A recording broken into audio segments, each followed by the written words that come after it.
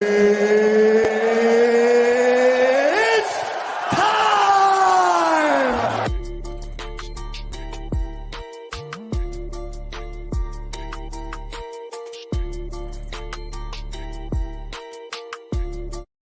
Well, that's an interesting way to start. They already picked the wrong intro song. But, guys, thank you for joining us for the UFC 5 preview show. I'm your host, CEO of the Right Way Sports Network, Malik Wright, joined with an awesome panel of our MMA analysts, our TWSN betting analyst, Ethan Miller.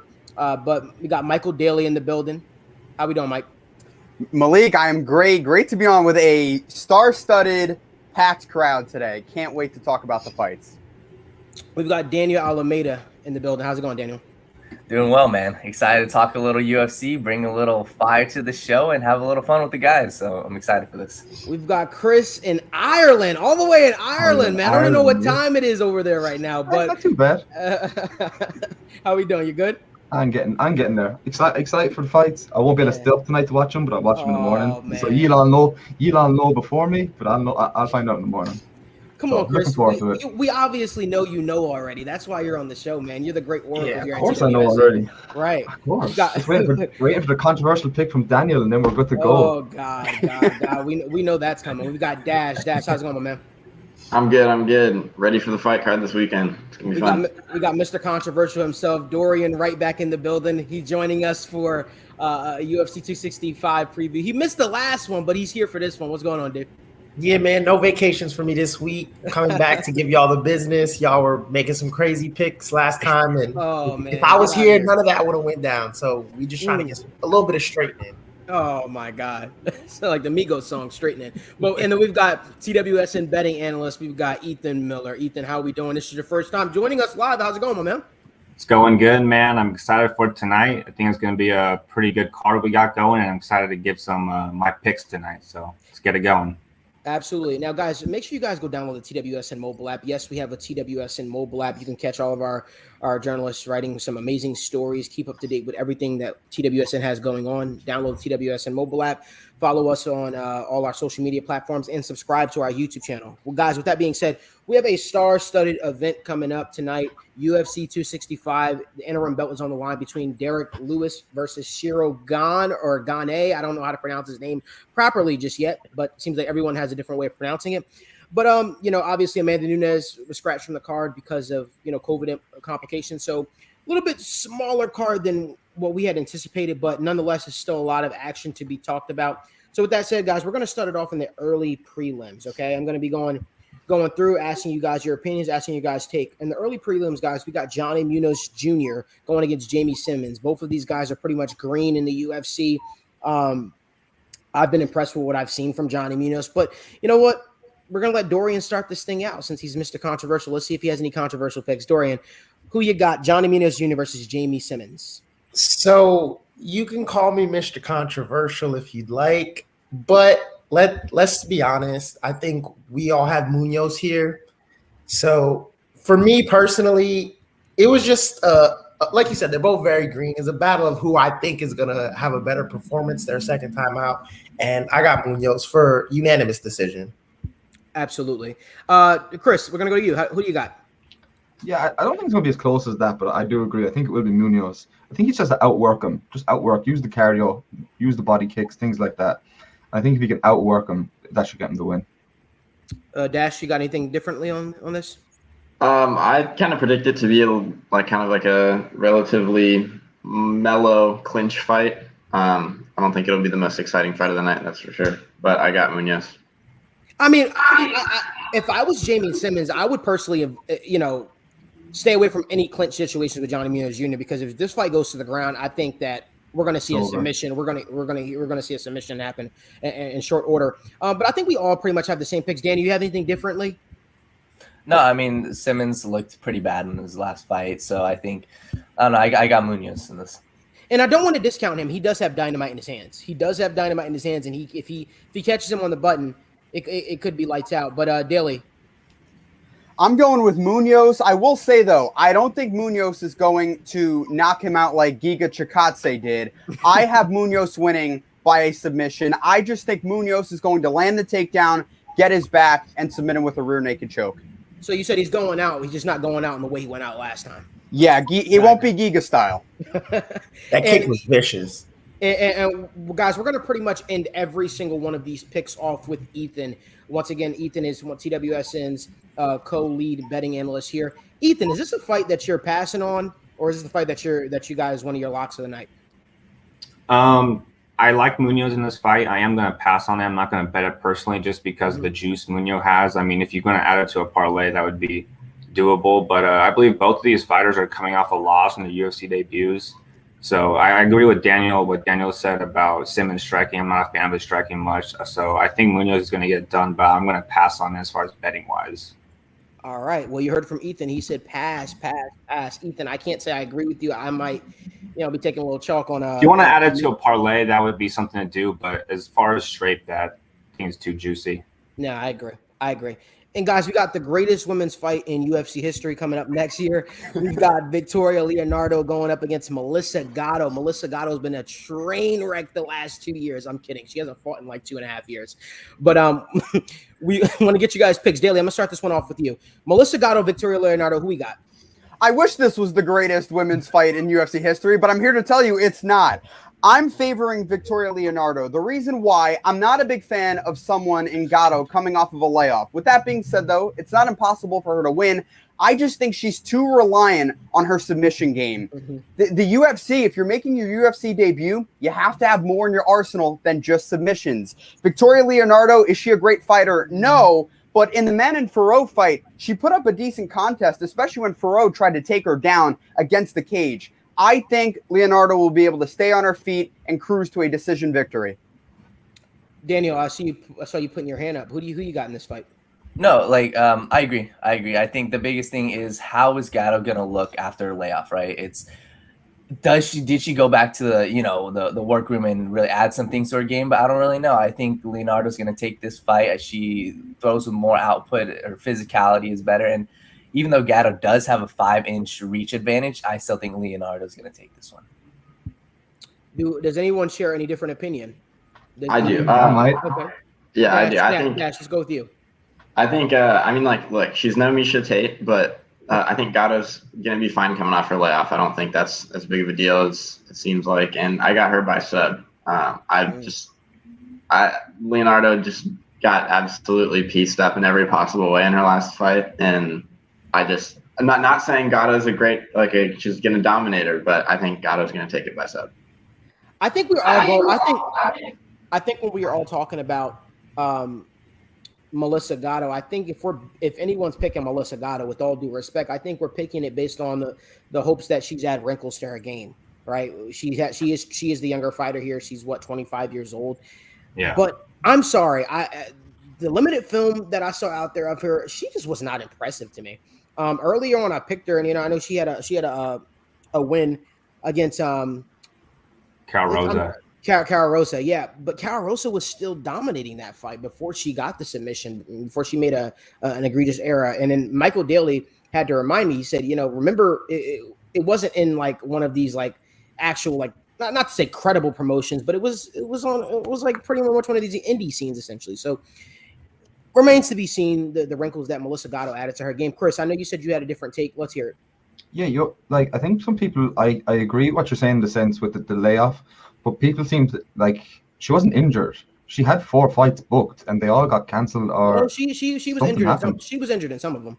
She was. Yeah, but that's what I'm saying. Like, she did have 4 fights booked. It wasn't like it was that layoff in 2018 wasn't consistently one injury keeping her out. You get me? She still had fights booked and they got cancelled. So it's clearly she was training and was doing fight camps. So she was clearly getting better. She would have to. And geez, she couldn't go backwards. Like, let's be fair. Hopefully, we don't know that.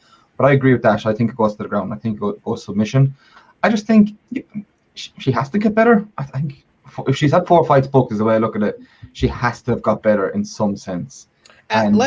We got to ask ourselves, who has fought the better competition? Because if I'm not mistaken, Victoria Leonardo's been in there twice with Miranda Maverick. She's been in there twice with Miranda Maverick. She was in there with Manny Farrat last time around. I don't know. She's also been head kick knocked out twice, so that doesn't help her. Like with Melissa Gatto, I don't know if Melissa Gatto is I know, but you know what I mean. No, I know what you mean. In general, like. And I think Dorian's going to come in with something spicy for us. Dorian, what you got in this fight? I mean, honestly, it's hard to tell because, like you guys said, Melissa Gatto hasn't fought since 2018. But I'm glad Chris brought that up. I was going to bring it up. She was hurt once, but other than that, she's been trying to fight. You know, with her inactivity isn't due to her not fighting. It's literally just fights getting pulled out. It's a crazy world we live in. I have Gatto winning this personally. I don't think Victoria Leonardo is going to do enough to take her O. And I think the submission route would be the best if I'm betting. I don't know if Ethan, if you can back me on this, but Gatto by submission has to have some pretty good odds. I like Gatto by submission for sure. Overall. Okay, Ethan, what you got any take on this? Are you betting on this, or you're? So I'm also gonna pass on this one as far as betting. I do this one was tough for me. I was kind of split between it. I kind of want to go Gatto. She's coming off the delay, obviously, but the thing about her too is she has the 5-inch reach advantage, which 5 inches is that's a pretty good reach advantage in the sport, you know. So I don't know. I my heart says Gatto. My brain kind of says Victoria. We'll see. I'm not gonna bet it. I got I'm you. going Gatto. Gatto by submission does sound good though, Dorian. Okay, guys, we want to keep it going. Miles Johns is taking on Anderson Dos Santos. This is a fight that was supposed to happen 2 weeks ago. Obviously due to COVID complications, the fight was pulled, and now it's back on. So I'm going to start this one off with Dorian. Dorian, who we got? Miles Johns, Anderson Dos Santos.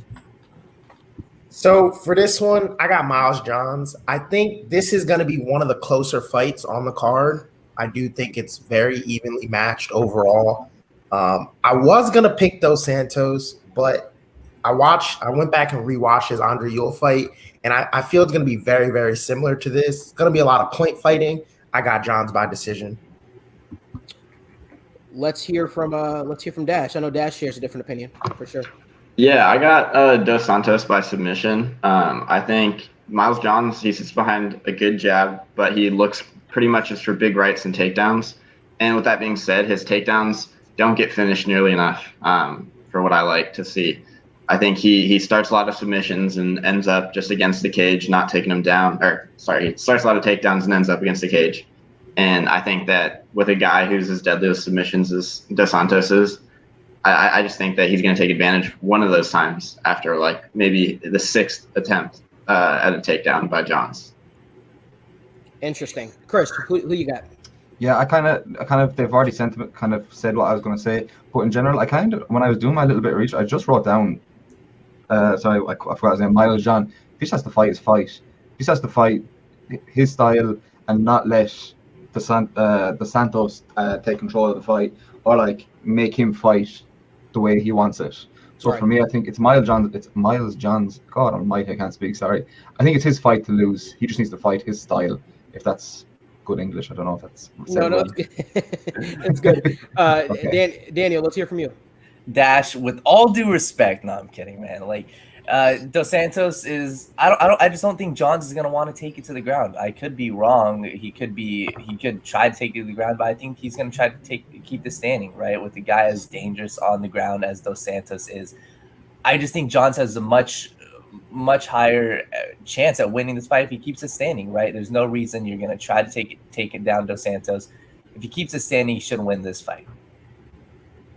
You see, my issue with Dos Santos is he throws a lot of looping punches. It seems like he just rushes in, essentially. There's really no, with all due respect, I mean, he's an MMA fighter, so he has some technique to him, but his stand-up game isn't all that impressive. It seems like he just rushes you and, he throws big bombs and then he looks to take you down and look for that submit. I'm just not really that impressed with Dos Santos. He's an older fighter. I'm taking the younger guy, Miles Johns, personally. I'm not impressed with Anderson Dos Santos. I don't know why anyone would pick him. That's just me, though. Daly, who you got? Sheesh. I would say along those lines, I feel like Anderson Dos Santos' submission game is overblown a bit because of his recent submission win against Day. Look, to be fair, this is no disrespect to Martin Day, but I think Miles Johns has a better overall game to offer. And I think Johns is going to keep it in the center of the cage. I think he's going to strike. And I think that's where Dos Santos will fall. And also, look, like you said, Malik, these guys were supposed to fight 3 weeks ago at UFC Vegas 31. that's more time for Miles John to really work on his striking. Daly, just to add to that as well. This isn't a rumor either. This is confirmed. Anderson Dos Santos was tested positive for COVID, so we don't know how he's going to look. I mean, it's only a few weeks removed from it. We don't know how he's going to look. But let me also tell you, guys, do we all know Adrian Yanez here, up and coming fighter? Yeah. Well, Miles Johns beat him. So, and Adrian Yanez is, in my opinion, is one of the top prospects in the UFC right now. He just had an awesome fight with forgot the guy's name. They just had an awesome fight. Pepsi versus Coca-Cola. What was it, Dorian? It was Randy Adrian Yanez Costa. versus Paul. Yeah, Randy Costa. That was a great fight. I think Miles Johns. It wouldn't shock me if Miles Johns starches him either. So, Ethan, what are you doing in terms of betting? I like Miles Johns in this fight. Smart Miles Johns. Here's a stat for you guys. Dos Santos has an 18% takedown accuracy versus Johns with the 87% takedown defense. So, if Johns could kind of stay, kind of control this fight, like you guys were saying, kind of like stay on the outside, kind of control the minutes of this fight, land some good strikes, I think he could win the good minutes, and I think he could win this fight.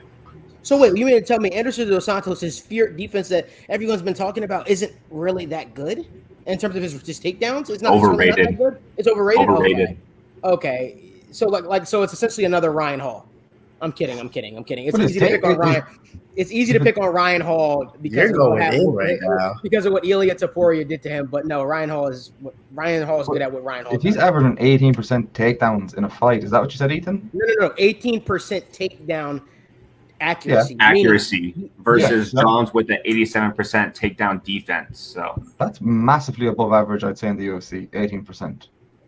yeah. It's way below average. It's really bad. Oh. Below average. Super terrible. Yeah, Bad. so essentially he's not getting the takedowns. Yeah, he gets the takedown. He completes the takedown 18% of the time. But that's why I'm not saying I'm the only one on Dos Santos' side here, and I don't think he's going to take down the fight. I think Johns is going to try too, and I think Dos Santos could get him with a submission. I think he needs a sweep. I think he has to find a clinch situation, get a sweep, and that's how he gets his takedown. But I don't see that happening. That's how I see it going. It's a failed takedown from Johns, ends up against the cage, and then he gets the takedown there. But Interesting. We want to keep it going, guys. Manel Kopp is going up against Odie Osborne. I know there is a huge contingency base here for Manel Kopp. My guy, Nader Assaf, who was supposed to be joining us on the show, won't be joining us, but I know him and we leaned a certain way. So I'm going to let Daniel start this one off. Daniel. Oh, man. I mean, I want to go with Kopp, right? My original pick, I've been flip-flopping this, but then I think he just missed weight, right? So that's where something I'll admit I am new to this game, so I don't know what that means as of right now. I can't tell if he's just not in shape. I can't tell if he's not bought in, but I'm gonna go with Osborne here. I'm gonna go with Osborne here. He is the underdog, and Kopp is the premier talent. He's had his past couple fights. He has looked good, and he has the skills. But I'm gonna go with the underdog here. I just think that Kopp something's up right now if he misses weight. So I'm gonna go with the underdog. Okay, so you're going with Odie Osborne. Chris, who we got? So who'd you say missed weight? Kopp? I didn't Yes. see that. Okay, so he missed weight. Yeah, so for me, like you said, you don't know what was the issue. So that could also be a massive advantage to him. And all he has to do is let his hands go, and I think he wins this fight. I think if he lets his hands loose and starts swinging and doing his thing and just doesn't play into the style of his opposite fighter, I think he could win this fight. Are you referring to Kopp or are you referring Kopp, sorry, yes, Kopp. Okay. I'm referring if he lets his hands go. So for me, if the situation isn't a bad situation for him missing weight, maybe it wasn't coming off and he couldn't get the pounds down. If it's something like that, that's going to be an advantage to him then, because he hasn't cut them extra however many pounds he missed. So I think it could be. We saw a workout for Aldana a few weeks back where a lot of us picked Kunitskaya. I thought Kunitskaya was gonna win that fight. And Aldana, she put them paws on her. But again, I guess that's why Dorian, the oracle here at TWSN, the one who knows all, right, when it comes to MMA fights, that's why he's going to correct our mistakes. That's why he's on the show today. So Dorian, I'm going to you with this one. Who we got? Manel Kopp. Dorian, tell us. Mystic. What would you say? Mystic Doe. Mystic Doe. That's what she calls herself. Mystic Doe. Talk to us, man. Who we got? Manel Kopp versus Odie Osborne? So when I first looked at this, immediately I go for Cop. You know, he's the more exciting fighter. I think he's growing into a fan favorite. But like Daniel said, he missed weight. He's weighted at 129, which is 3 pounds over the limit. Took the extra time, still couldn't get it down. But I don't think that I like that. I don't think that's as big of a deal for this specific fight.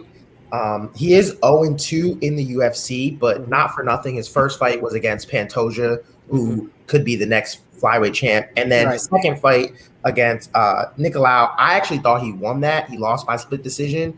But, you know, you start off 0-2 in the UFC. You're fighting for your contract now. And Cop had a lot of hype coming in from Rising. You know, he was the champ over there. So I think he has to get this win. And even if he didn't miss weight, but on top of that, going 0-2, then missing weight in your third fight, he's on the cusp of getting cut. So he has to perform, and I got him winning this.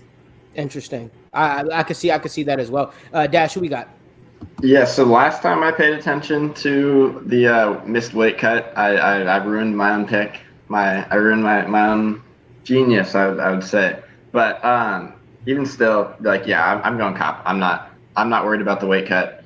I think that like his style is going to match up really well against Osborne. His patience is going to really benefit him in this fight. In the last two, it hasn't really, I don't think, as much. Like he's lost fights because he's been too patient. But I think if he can remain patient like he normally does, I think that's going to serve him well against Osborne, who kind of will fly in. I just want to tell you something really quick. 26 Dash. 26 seconds is all it took for Odie Osborne to put, Jerome Rivera out his last fight. So I hope for Manel Kopp's sake that he does not start the fight slow. I genuinely hope he does not start the fight. I think he'll withstand that first rush. Oh, sure, and he could. Once that happens, it's his fight to control. And he could. Listen, that's the beautiful thing about Manel Kopp, right? He is a patient fighter, but as the fight goes on, we know he gets stronger and stronger, right? This is a 3-round fight. You can withstand a rush and still have it compromise you for the rest of the fight, right? We've seen it happen countless times again. So all I'm saying is if he starts off slow and Odie Osborne decides to take his head off and he withstands that rush, sure. But Manel Kopp, the one issue with him is that he fights very conservative at times. He fights very conservative at times. And if injury happens or if he's hurt or if he's stung by a big shot from Odie Osborne, I'm afraid that Manel Kopp is going to do what Manel Kopp does. He's going to be conservative. He's going to stand back. And then how much do those other UFC losses play a factor into his mind? How much does he sit back and say, "Oh, I got to be careful this fight because I don't want to get put out. I don't want to, whatever the case may be." And then we also know the decision, the judging in Texas is very interesting. We all know that. So Manel Kopp, all I'm going to say this is the wrong fight to start slowing, and that's just my opinion. But again, have at it, brother. Daly. Sorry, go ahead, Dash. What were you about to say? I was just going to say, like, if he's thinking about his other two UFC losses, I think that's going to help him, not take away, not make him more cautious. I think he's going to think about them, and he's going to say, look, I was too patient, and I know that, and like the reason that I lost those two fights is because I wasn't patient enough. Because I was overly patient, and I'm going to come at him a little bit harder. So here's the beautiful thing: what happens if Manel Kopp, right? If he decides not to fight his regular style and he decides to be aggressive and he decides to push the pace and he decides to push the action, right?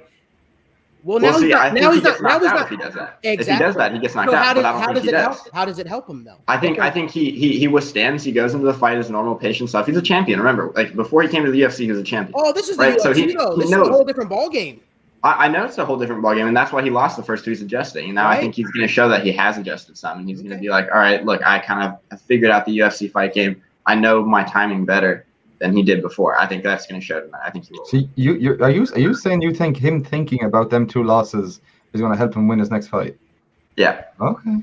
I think what he's trying to say is similar to me. Like he knows his back is against the wall. Yeah. He may get cut, especially missing weight. Well, that's what I'd be thinking about. I'd be thinking about the money. I wouldn't be thinking about the loss. I'd be thinking about the money you're about to lose. Well, he already lost 20% of his. He already lost. Yeah. He already lost 20% of his purse. So if you don't get that win from this, you're only going home with, however much. I don't know how much his contract is, but it's not as much as he thought he was going to get. You say he going to be Justin James. That's what you said, Dorian? Yeah, he better not bet it all on himself. But we never know with guys with their back against the wall. We never know. Justin James was one of them. He messed up a couple of my parlays because I believed in him. I said, all right, man, believing in himself. I'm believing him this fight. Going against Charles Rosa, man, lost. But Daly, who you got? Let me tell you why everyone who's picking Manel Kape is wrong. He's too much of a point fighter for my liking. With a guy like Odi Osborne, look what he did to Jerome Rivera in under 30 seconds. Starched him, flatlined him, whatever adjective you want to say he did. I don't think that's going to happen, but what Odi Osborne does well, and mind you, Odi Osborne has fought in 3 different weight classes. His power translates to them, whether it's flyweight to featherweight. He likes to feint a lot with his leg and then come over the top with an overhand. I see that at some point in time during this fight dropping Manel Kape, because Manel Kape is just too patient with his point fighting. He likes to fight like a Thai Muay Thai boxer, and I think that's where he is going to go wrong tonight. He's going to fall behind on the scorecards and lose by a wide decision. Ethan, who you're backing in this fight, and what's the betting advice for this? So I actually agree with Dorian and Dash completely. I think taking the fighter who's lost 2 fights and miscut he knows that if he loses this fight, it's a 90% chance he's not going to be in the UFC anymore. I love taking fighters with their backs against the wall like that. I think Vegas put Kape's odds at 195 for a reason. I think he's going to win this fight. I think he pretty much has to win this fight. So I'm going with Kape. I'm not going to bet it personally, but if you're going to ask me who I think is going to win, I'm going to go with Kape.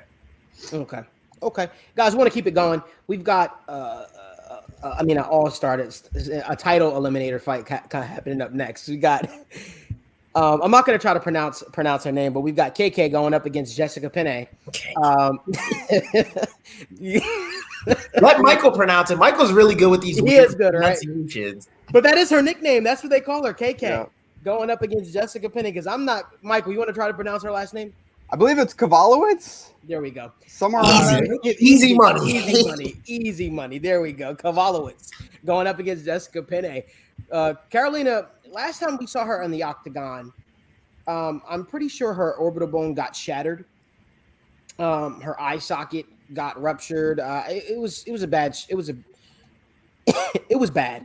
She took a year off of the UFC. And admittedly, guys, I'll be honest with you. I've been saying it probably the last 3 weeks. Me and Michael, we talk about these fights weeks in advance. I've been watching the UFC right since, let's say over 12, 13 years. I personally have never seen Carolina win a fight myself. I have missed cards. I'd actually agree with you on that. I know that she has one in the UFC, but her last impressive win was in 2016 against a young Rose Namajunas. We are long gone from the days of Carolina being a serious fight. I'm trying to be respectful about it.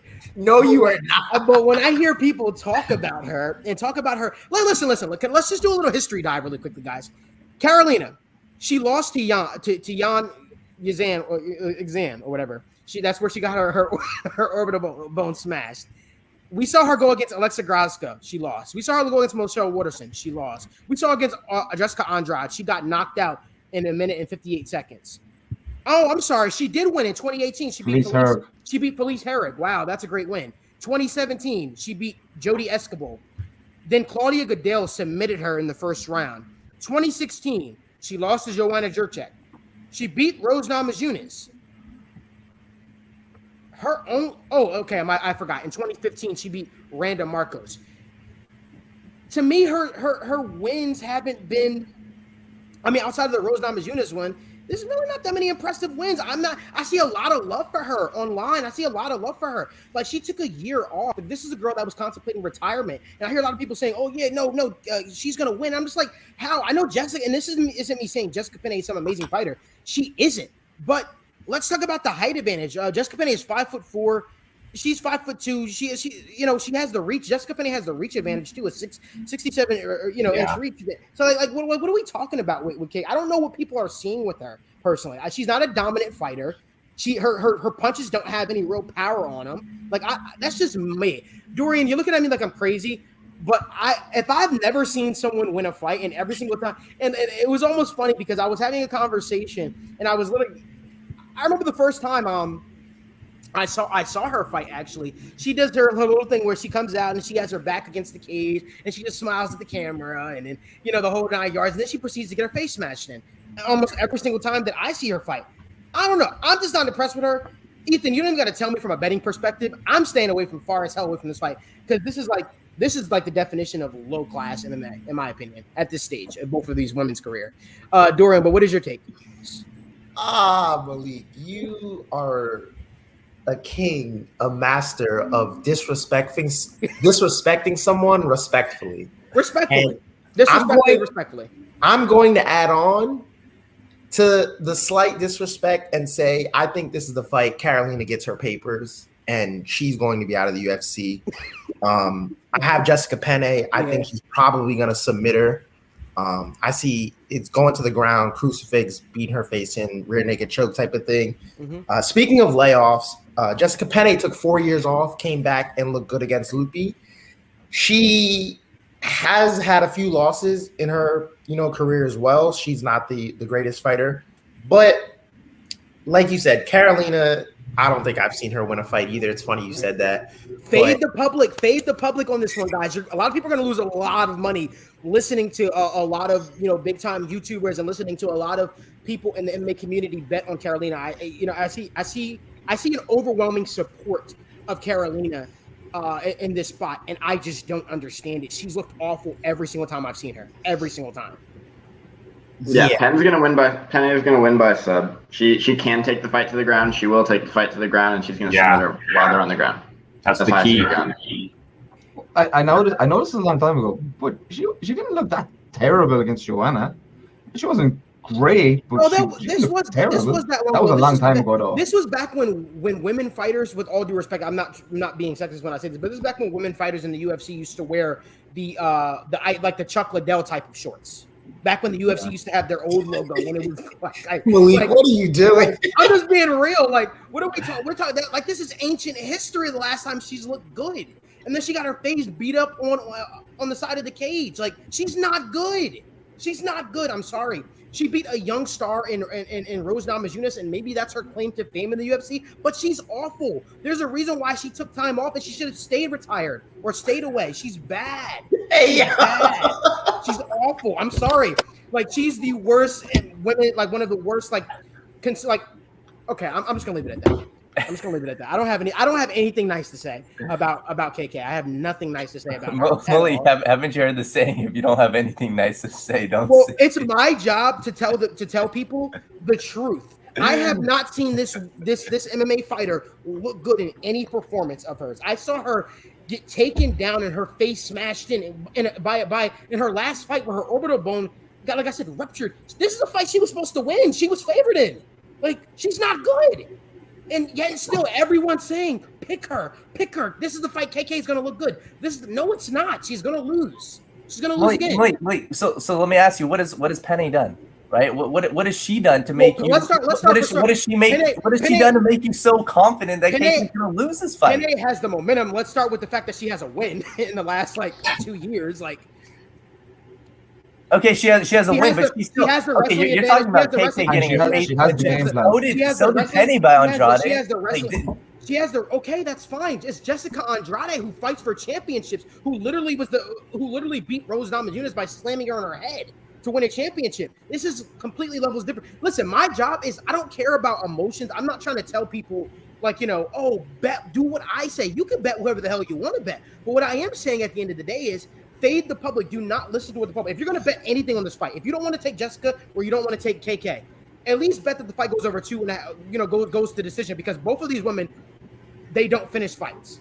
So that's one thing I can definitely tell you is probably going to happen. Now in this scenario, if anybody's getting a finish, it's going to be Jessica Pena, not KK. Listen, if your last fight you got your orbital bone smashed, you got your face smashed in, what type of mentality are you coming into the fight with as well? Are you gonna be protecting that eye, not wanting to get hit? That's not like I got a scratch on my eye.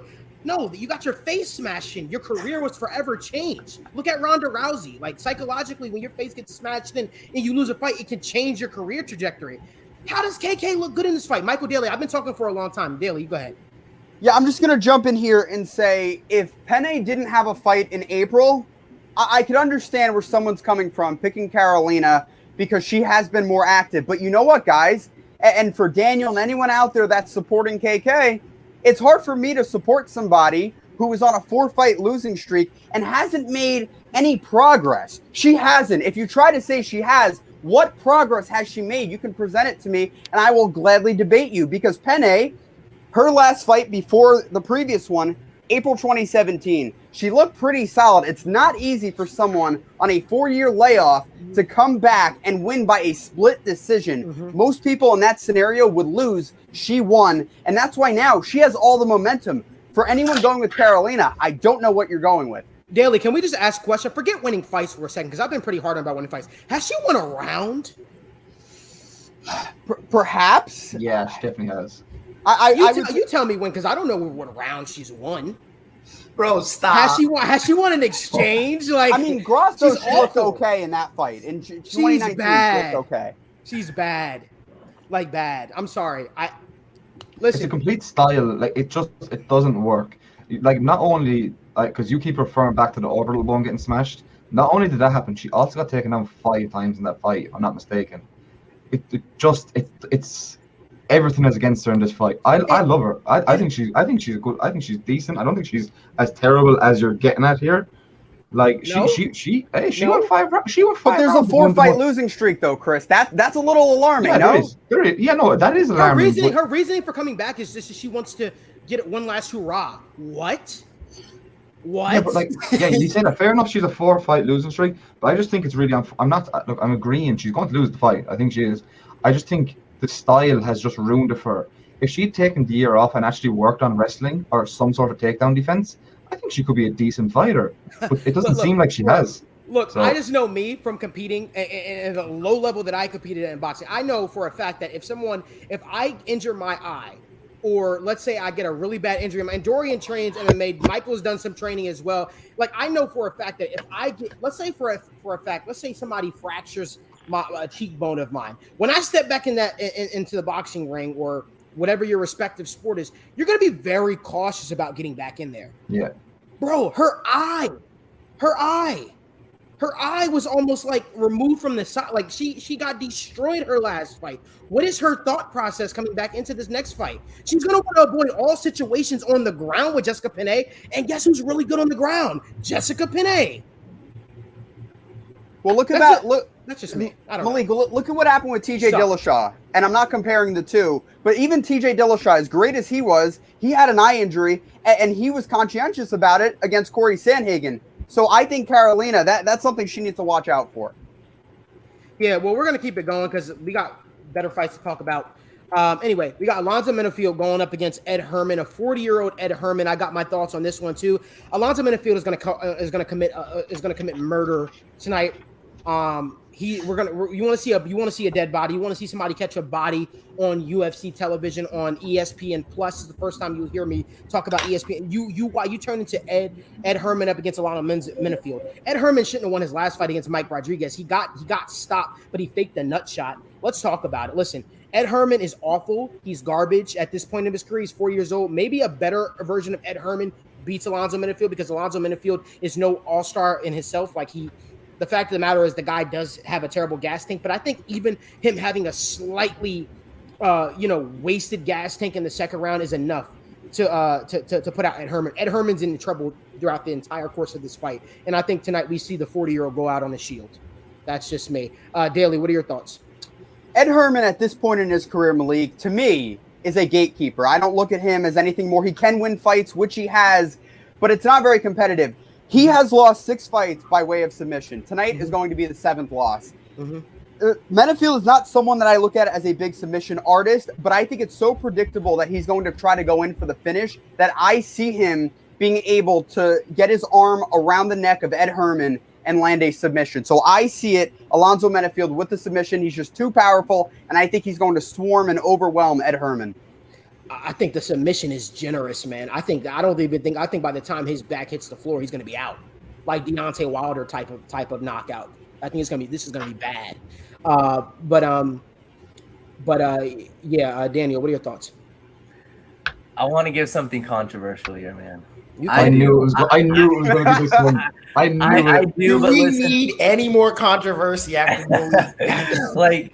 I went back and rewatched their fights, and Menafield got slapped against his 2 fights ago against a former light heavyweight championship contender. I'm just saying out there he got slapped, but I don't know, man. Even if Herman takes it into the clinch, it seems like that's where Menafield thrives as well. He's gonna rock him. He'll take him to the ground, and I think even like you said, Malik, I want to go with Herman. I want to do something controversial, but even in the second round, Menafield, his gas tank is bad. He's a former NFL player. It's bad, but even in the second round against St. Preux, he didn't look terrible, right? He was still going. So Herman at 40 years old isn't going to win this fight. I'm taking Menafield.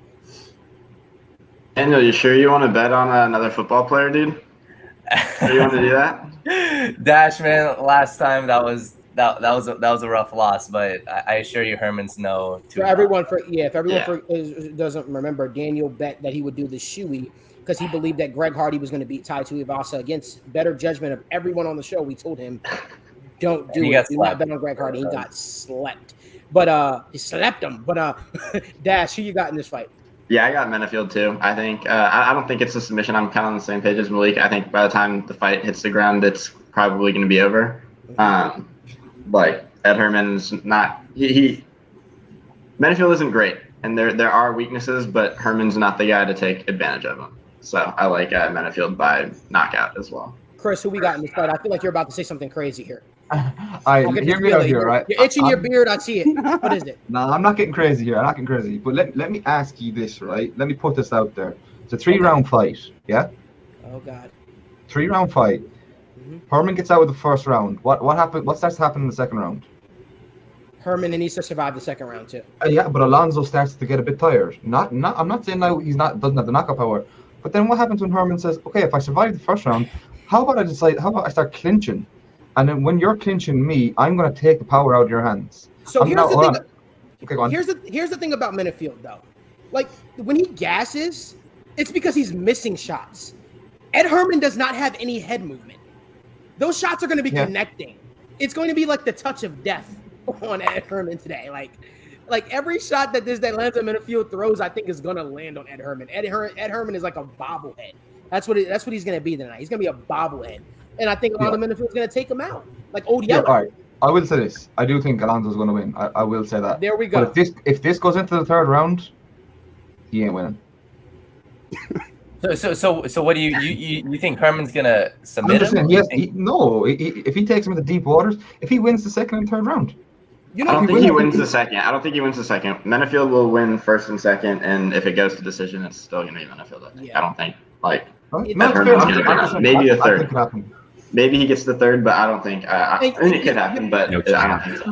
My advice, it's weird. My advice for Ed Herman would be to not go for a takedown. Like, just try to fight a sort of like a close fight clinch situation for the first and second round. Go for the takedown in the third round, because in the first, second round, Menafield is going to have enough energy to stuff his takedowns, and I think. And that's upon break, that could be a nasty shot. But Dorian, I know you got something to add to this. So Dorian, what are your thoughts? I have Menafield as well. I think he's gonna knock him out cold, but I don't see it going how you guys see it. I don't see any takedowns. I don't see this getting out the first round. Yeah. I see Ed Herman going in, living up to his nickname, Short Fuse, and going to try to swing with this guy. And Menafield is gonna look at him like, "Are you serious?" And he's gonna go to sleep. Mm-hmm. And any other way this fight goes, I'm not gonna lie, I think Herman can win. If Herman does get a takedown, he can win the fight. Yeah, because we haven't seen Menafield look good off his back. We haven't seen him even be able to get up. But it's only 3 rounds, so short. Yeah, and all you That need, work. like Chris said, if he escapes the first round, it's kind of close. You get a late takedown in the second round, and the judges will give it to you. You know, the judging, and like you said, Malik, we're in Texas. These aren't the best judges. This isn't the best athletic commission. So, Right. I mean, I do have Menafield knocking him out, but if it does go past the second round, Herman's likely going to win this fight. Yeah, I would agree with that. I think I think the coroner's office should be called, beforehand. God almighty. Yeah, that's wild. I think the coroner's office should be called He ain't getting spacked that bad, dude. Okay. Nah. All right. Remember this conversation. I Ethan, win. Ethan, who we got? So I'm glad everyone's on the same page here because I'm officially got my first play of the night with Menafield. I have him in a parlay, in a 3-leg parlay. He's my first leg of the night. I like Menafield a lot. I get the gas tank stuff, but listen, you don't need a gas tank when the fight's only going to last 3 minutes. I think Menafield gets this done round 1. He's going to knock him out, and that's it. Are you taking Also, Menafield round 1 knockout is plus 150. Menafield to win the fight is minus 260. He's one of the biggest favorites on this card. If you take him first round knockout, you get plus money at plus 150. Bro, if I were you guys, I would listen to Ethan here, and I would take that. This man's been on the money. So, again, I'll stand by what I said. The coroner's office should be on call for this one because this is going to be he's going to just get starched. Hopefully the referee stops, saves him before. But we'll see. I think you might see another Alistair Overeem kind of knockout job. Is that what you're saying? You think it's going to be that bad? This is the last fight Ed Herman will have in the UFC tonight. This will be his last fight in the UFC. Probably 100%. Just like I think this will be somebody else's last fight in the UFC tonight, but we'll talk about that later. But Vince Morales going up against Draco Rodriguez. I'm going to start this one off right now. Draco Rodriguez is one of the most overrated prospects in the UFC right now, in my personal opinion. Vince Morales isn't that better either, but in my opinion, to get starched, and this is me putting it respectfully, to get starched the way you did by Ayman Zahabi.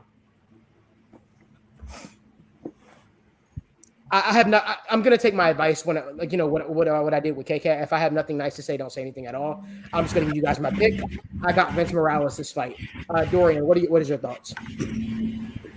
Yeah, I have Vince Morales also. Not for nothing, he did beat Zahabi as well, and convincingly. MMA math never really works out, but given that it was Draco's last fight, he got starched like that. I think he might have came back a little too quick after that, and I do have Morales. I don't think either of these guys get a finish though, believe it or not. Yeah. But if anybody gets a finish, I think Draco gets finished. His chin is. He's been chinned a couple times. Yeah, but he's chin.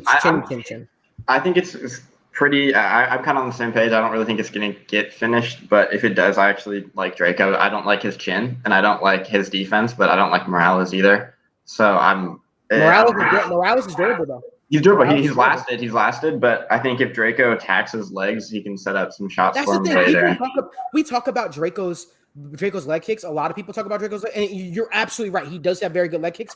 But what made him susceptible to getting knocked out by Ayman Zahabi? The exact same thing. He went for a low kick, and he leaves his chin up in the air. I'm just worried about Morales' leg stamp. I'm worried about Draco's chin. That's fair. It's very fair. Yeah. I think it's going to be a kind of a toss-up fight. I would definitely stay away from this betting-wise. I don't love either person in this one, but I got Draco. Chris, who we got in this fight? Yeah, this is kind of one of the fights when I was kind of looking at the card and stuff. I just kind of put a question mark on it. I didn't really know who to go with. It was kind of a flip of a coin for me. Kind of like I said, a small bit overrated, questionable with the chin, with the knockout, things like that. So I kind of flipped the coin just with everyone, what your statements were there. So I'm going to go Vincent. I changed. I had Draco originally just from when I was thinking about it, but I'm going to change to Vince or Vincent, if that's whatever his name is. Daniel, what are your thoughts? I'm going to go with Morales. I just think that, I watched this fight against Song Yadong. That's my guy, man. We'll talk about him in a second, but he put up a good fight, right? Song is got some power in his hands, and he largely held his own on the ground. or standing on his feet. And I just think that with Draco after his last fight, nothing Draco's going to do is going to really surprise Morales, and I'm going to take Morales in this one. Okay. And Daly, what are we feeling? You know what? I have Morales, but let me present the case for Rodriguez because I want to get a little parity here and mix it up. Vincent Morales is on the cutting block if he loses. I hope we all know that. If he loses this fight, he might not be in the UFC any longer.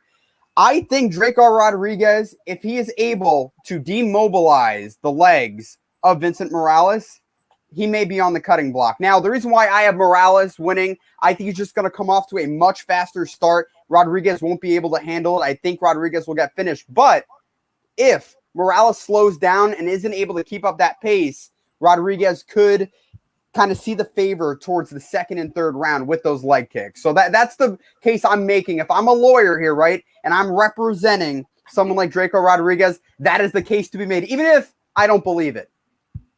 You're a good man, Mike. You're a good man. Thank you. Ethan, who we got? So this is a coin flip fight for me too. I'm not going to bet it personally. I think it's a really close fight. I think if Draco can get this fight to the mat, I think he has a pretty good chance. I think somewhere I read, let's see, Morales has a 55% takedown defense. So if Draco can get to that and get him to the mat, I think there's a chance. Also, Draco is coming off a knockout loss, I think last February.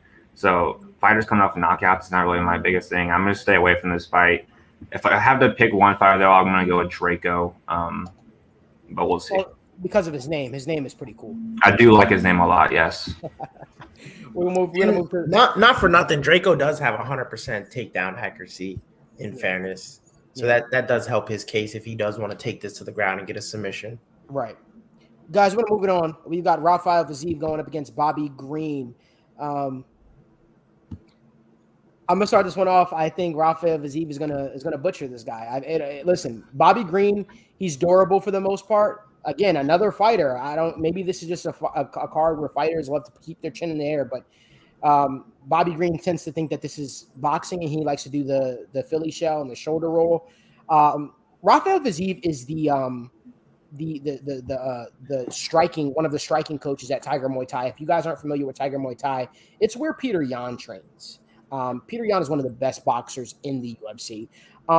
Bobby Green, this is not the fight to do the shoulder roll. This is not the fight to do the Philly shell. This is not the fight to think that you're in a boxing match. If I was Bobby Green, there's two different Bobby Greens that we usually get in the UFC. We get the striker or we get the wrestler. Neither are overly dominant, but I think one of these give him a better opportunity to be durable in this fight. I think the leg kicks of Rafael Vaziev are going to be a problem for him. And I just think Bobby Green, he's going to lose this fight. I just put it bluntly. Bobby Green's going to lose this fight. It's just a matter of how. Danny, we're going to start with you. Who we got in this fight? Yeah, I agree. I'm going with Vaziev. Whether Green wants to keep it standing or take it to the ground, Vaziev in his past couple fights, he hasn't been put on the mat, right? And that's something, if Green tries to put him on the mat, I don't know if he's going to be able to dominate him. And Vaziev, man, I just think that he's going to be able to outclass him standing up. And yeah, I'm going with Vaziev here. Dash, who we going in this fight? I actually think this could be a potential fight of the night between Bobby Green and Vaziev. I think that, like you said, Malik, Bobby Green is going to stand there and he's going to take shots, but he is durable. And I think that Vaziev, like that kind of style with Vaziev, who's also just going to go out there and throw and throw and throw. I think it's going to be a really fun fight to watch. But yeah, I got Vaziev winning. I think he has the edge. I think he has the age. I think he's got more promise going forward. Absolutely. Chris, who we got in this fight, man? Yeah, I kind of agree in a sense with what Dash said there. Possibly fight of the night. The way I kind of look at it is, I think it's more going to be fight of the night for just him being the boxing bag and Rafael just doing his thing. Not a boxing bag, it's a bit harsh, I suppose. But I just think Rafael will just use his skill set more with his leg kicks, things like that, uses Muay Thai. So I just think it could turn into one of them fights where it just kind of, it might just turn into a highlight fight for him, kind of just to show off a little bit. So I'd agree with Dash in a sense. It could be fight of the night, but I don't know if it'd be fight of the night in the sense you're going to get an absolute war. I think it might just be Rafael who just put on a bit of a clinic. Dorian, you have any different opinion on this one? So I have Fiziev as well. But I do think that this has potential to be fight of the night. Either this or Chiesa Luque for me is going to be my fight of the night. I think that him, Fiziev switching stances, like you said, Tiger Muay Thai, absolutely filthy. I posted a clip of him and Jan sparring on my Twitter the other day. fantastic. It was just beautiful to watch. Mhm. But I do want to mention one thing about Bobby Green. I don't think this fight gets finished because I was looking at his recent fights and he hasn't been finished since Dustin Poirier. 2016 against Dustin Poirier, and also he hasn't finished a fight since 2013 against James Krause. So you get that take into effect. You know, he's been chinned, but it's been a while. Yeah. So I think this is a back and forth type of fight. Like you said, he's more of a boxer sometimes than a wrestler. I think you're going to get the boxing him, but I think Fiziev just switching stances, chopping at his legs, going to pick him apart. I think it's probably going to be performance of the night more so than fight of the night. But yeah, I have. If we get a finish, I don't envision a finish where like he's like starched out cold. I see a finish where the referee just comes in. Yeah, maybe like a TKO. Like a TKO. I could see that happening. I could just see Fiziev hitting Bobby Green with some nasty body shots and him just curling up alongside the octagon. Daly, who we got in this fight? I have Fiziev, and you know what? I'm going to disagree with what a lot of you guys have been saying. You guys are saying this is going to be fight of the night. I couldn't disagree anymore. I think this is going to be a complete blowout. Look, Bobby Green is not going to get finished. He's only been finished twice. Dorian said it perfectly, took the words right out of my mouth. Dustin Poirier was the last fighter who finished him. But I don't see this being close. Fiziev, for me, is just too young. I think he's on a path to compete, to be a contender in the near future. And I think Fiziev is going to have a hallmark striking performance. It's not going to be close on the scorecards. I see a few 10-8 rounds. It won't be a finish, but I don't see this being a fight of the night. It may be performance, like you said, Dorian, but even then, I don't know. I think this is just going to be a blowout in favor of Fiziev. Ethan, my man, let us know, the betting oracle. Let us know what we should do here. Again, so I'm glad everyone is on Fiziev because I also got Fiziev. He's the second leg of my 3-leg parlay. So I got Fiziev, I have Minifield, and then I got a main event in that parlay. But here's the thing. Fiziev, he's one of the brightest stars in this lightweight division, I think personally. His striking is unbelievable. And a thing about Bobby Green, I think, is his style really doesn't fare friendly to the judges at all. I know we kind of talked about the judges earlier. I think Bobby Green, he throws a lot of volume in his fights. He doesn't really put the stamp on rounds to get that judges, that judges what they want from the judges. So I'm gonna take Fiziev here. I think kind of agree with Michael Daly. I don't think it's gonna be a fight. I think it's gonna be a pretty easy fight for Fiziev, and I hope he gets it done for my parlay. Sounds good to me, guys. It seems like we're all on the Fiziev train. We want to keep it going, guys. We're going to move it up to the main card now. We made it through the early prelims and the prelims. We've got Song Yadong going up against Casey Kenny. I love this fight here. I'm going to start off with Dorian, man. Dorian, talk to us, my man. Song Yadong versus Casey Kenny. Who we got? Song. The train is gonna roll on. Casey Kenny, I like him. I don't know how his last fight was a split decision against Dominic Cruz. I thought it was unanimous for Dominic. But I do think Song Yadong is just going to be too much for him everywhere. Striking, he's going to take him down. He's going to beat him up. He's going to let him get up. They're going to go back to stool. He's going to do it again. I see this as a unanimous decision. Also could be a performance of the night. Just a grappling, dominant, rinse and repeat, Islam Makhachev type of beatdown on Casey Kenny. I think in his last fight against Dominic Cruz, he's going to try to work out a little bit of the wrestling kinks that got him in some trouble, but I don't think it's going to be enough because the Yadong train will roll. Choo-choo. Chris, who we got? Song Yadong versus Casey Kenny. Who you feeling, my man? I don't know if it's going to be as convincing as Dorian kind of made it out. I think Casey did go 5 rounds with Dominic Cruz, which you can't underestimate how good of a fighter he is. I understand Dominic doesn't do takedowns and things like that in general. But I think it's who has Song Yadong fought really that you would kind of stand up and say like, oh, this dude is, do you know, who would you say that is that guy? Casey Tyler Phillips. Kyler. Phillips, Cody Stamen. That loss though right now to Kyler Phillips. Okay. is See, I think that, but no. I mean, Cheeto's no joke either. Cheeto Vera is not. He's a solid fighter too. Did you fight Cheeto Vera? Yeah, beat him. Yeah, he beat him. I He beat missed Cheeto. that. Yeah. But that was before. before Cheeto went on this like this That's reincarnation. besides the point. Anyways, kind of what I'm saying is he's fought the guy that like was the champion. He has that 5-round fight in him. You can clearly tell he's well able. I'm gonna go Casey here. I'm gonna take Casey in this fight. I just think I think that's a big advantage, that Dominic Cruz fight. I know it's a completely different fight, but I just think doing that fight and having it, and I understand. I don't think it was close. I think Dominic won that fight as well, not by split, but that's the way I'm gonna roll. Daniel. My guy, Song. Listen. I'm a huge. Get that train rolling, guys. Get that train going. Breaking news really quickly. This is not UFC related, but Raekwon McMillan tore his ACL. He's out for the season for the Patriots. Linebacker Raekwon McMillan tore his ACL. He's out. As you guys know, TWSN, we cover all sports. This is a UFC 265 pre-show, but that's a huge loss to the Patriots defense. Continue, Daniel.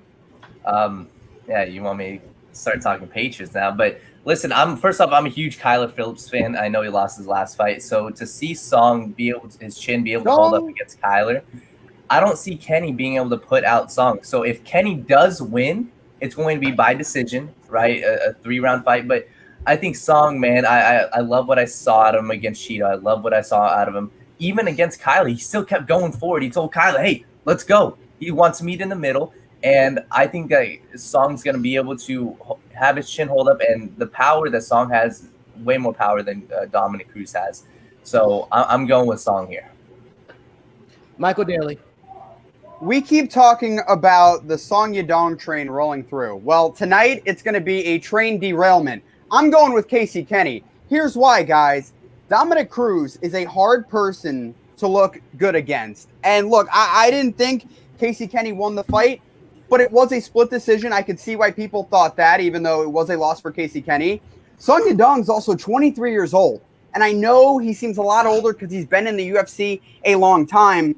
But Casey Kenny, when it comes to being able to defend takedowns, I feel like he's improved a lot. Dominic Cruz tried to take him down twice, and he did. And I understand you could say Dominic Cruz isn't a takedown specialist. But look, that has to count for something. Casey Kenny, when it comes to striking, I put him over Song Yadong. May not have as much power, but he also has 9 decision victories on his belt. Make that 10 after tonight. Man, okay. I don't know about that one. I think honestly, like everybody's talking about, oh, it's going to go to decision. I don't think that it's going to go to decision. I think Song Yadong gets a KO.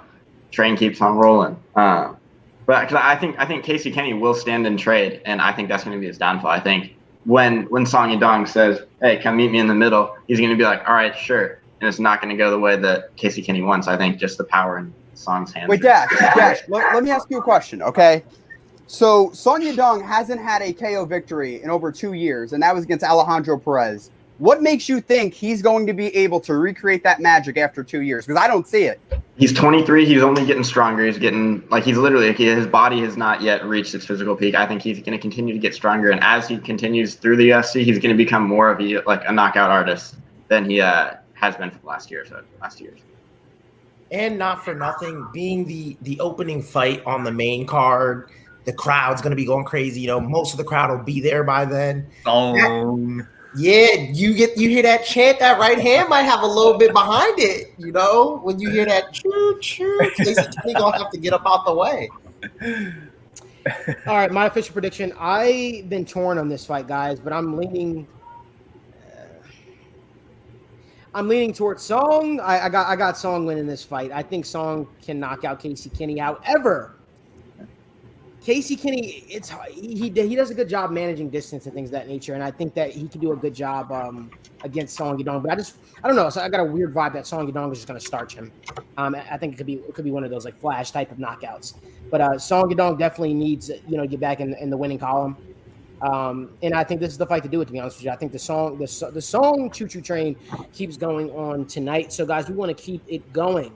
Tisha Torres going against Angela Overkill Hill. We already know where Dorian's leaning, guys, because we've been seeing him posted all throughout the week. So, Dorian, we're going to let you kick this one off.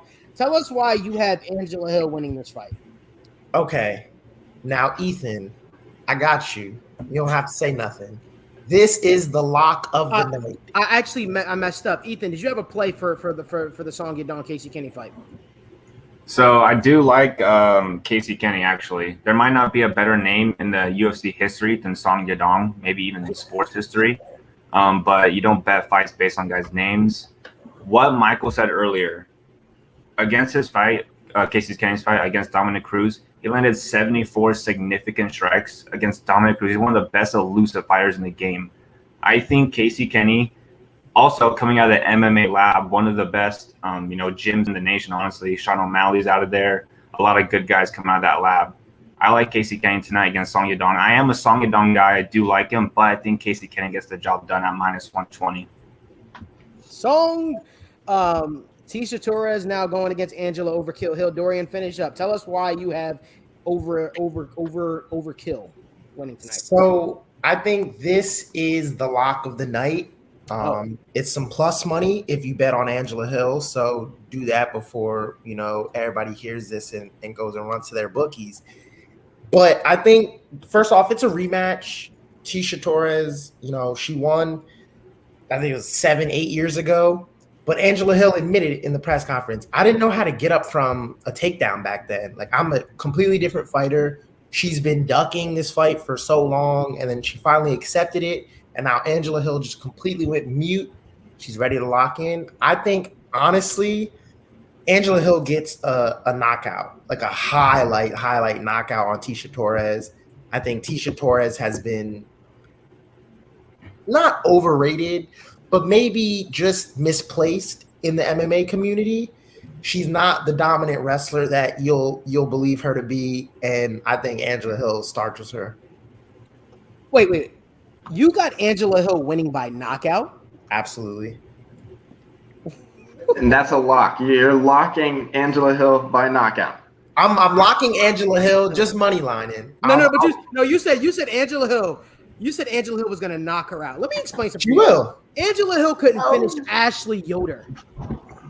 Angela Hill to win by knockout is +650. As it should be. And it should be. Agreed. Like, what? Yeah. She couldn't finish Ashley Yoder.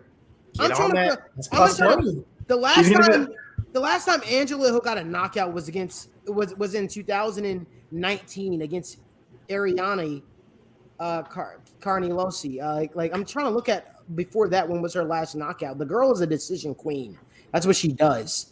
She had a knockout against Hannah Cyphers in January 2020. Hannah Cyphers. But she always like just kind of the way he said her name there. She always falls short at the big final hurdle. That big name fighter, she doesn't get over that hump. Stylistically, this is just a bad matchup for Angela Hill. She's still not good at takedowns. She can say, "Oh, I know how to get up now," but you're still not good at it. Like, you're still not good at it. Ashley Yoder still took her down. Ashley Yoder, who did Ashley Yoder fight last week? Who was it again? They both Frey. I can't think of her first name. Frey. Yeah. Frey. Come on, man. Like, she couldn't finish Ashley Yoder. Ashley Yoder's 8-8 right now. Ashley Yoder's on her way out of the UFC. Ashley Yoder's awful. And Angela Hill still made that fight much closer than it used to be. To me, Tisha Torres has improved as a striker. She's improved as a wrestler. And if I think Tisha Hill, I think if anybody gets finished, it's Tisha Torres finishing her. That being said, nobody's getting finished. This is going to go to a decision, and Tisha Torres is going to win just like she won the last fight. Daniel, what are your thoughts? I had Torres before, but I don't know, man. Dorian kind of convinced me a little bit, and I saw the press, and I see everyone shaking their heads, But the reality is, okay, what happened before her last fight? She was still in the UFC, right? Or her last fight against Tisha Torres, she was still in the UFC. So what'd she do? She went out of the promotion, then she came back. She got better. So I think there's a 4-year difference between their two fights. I think in the rematch, Angela Hill wins this fight. I don't know if I'm going to go out here and say knockout, but I'm going to take her by decision here. And I just think in the second fight, the rematch, she's gotten better. I think she wins this fight. Can I go here? There's something funny about rematches, right? When they're stylistically just bad matchups, like, and it's not like a decisive thing, like when Conor knocked out Dustin Poirier, for instance. Like, it's something like when we get to see a fight play out in its entirety. Like Angela, let's be real. Angela Hill is not putting out Tecia Torres, and I don't think Tecia Torres is putting out Angela Hill.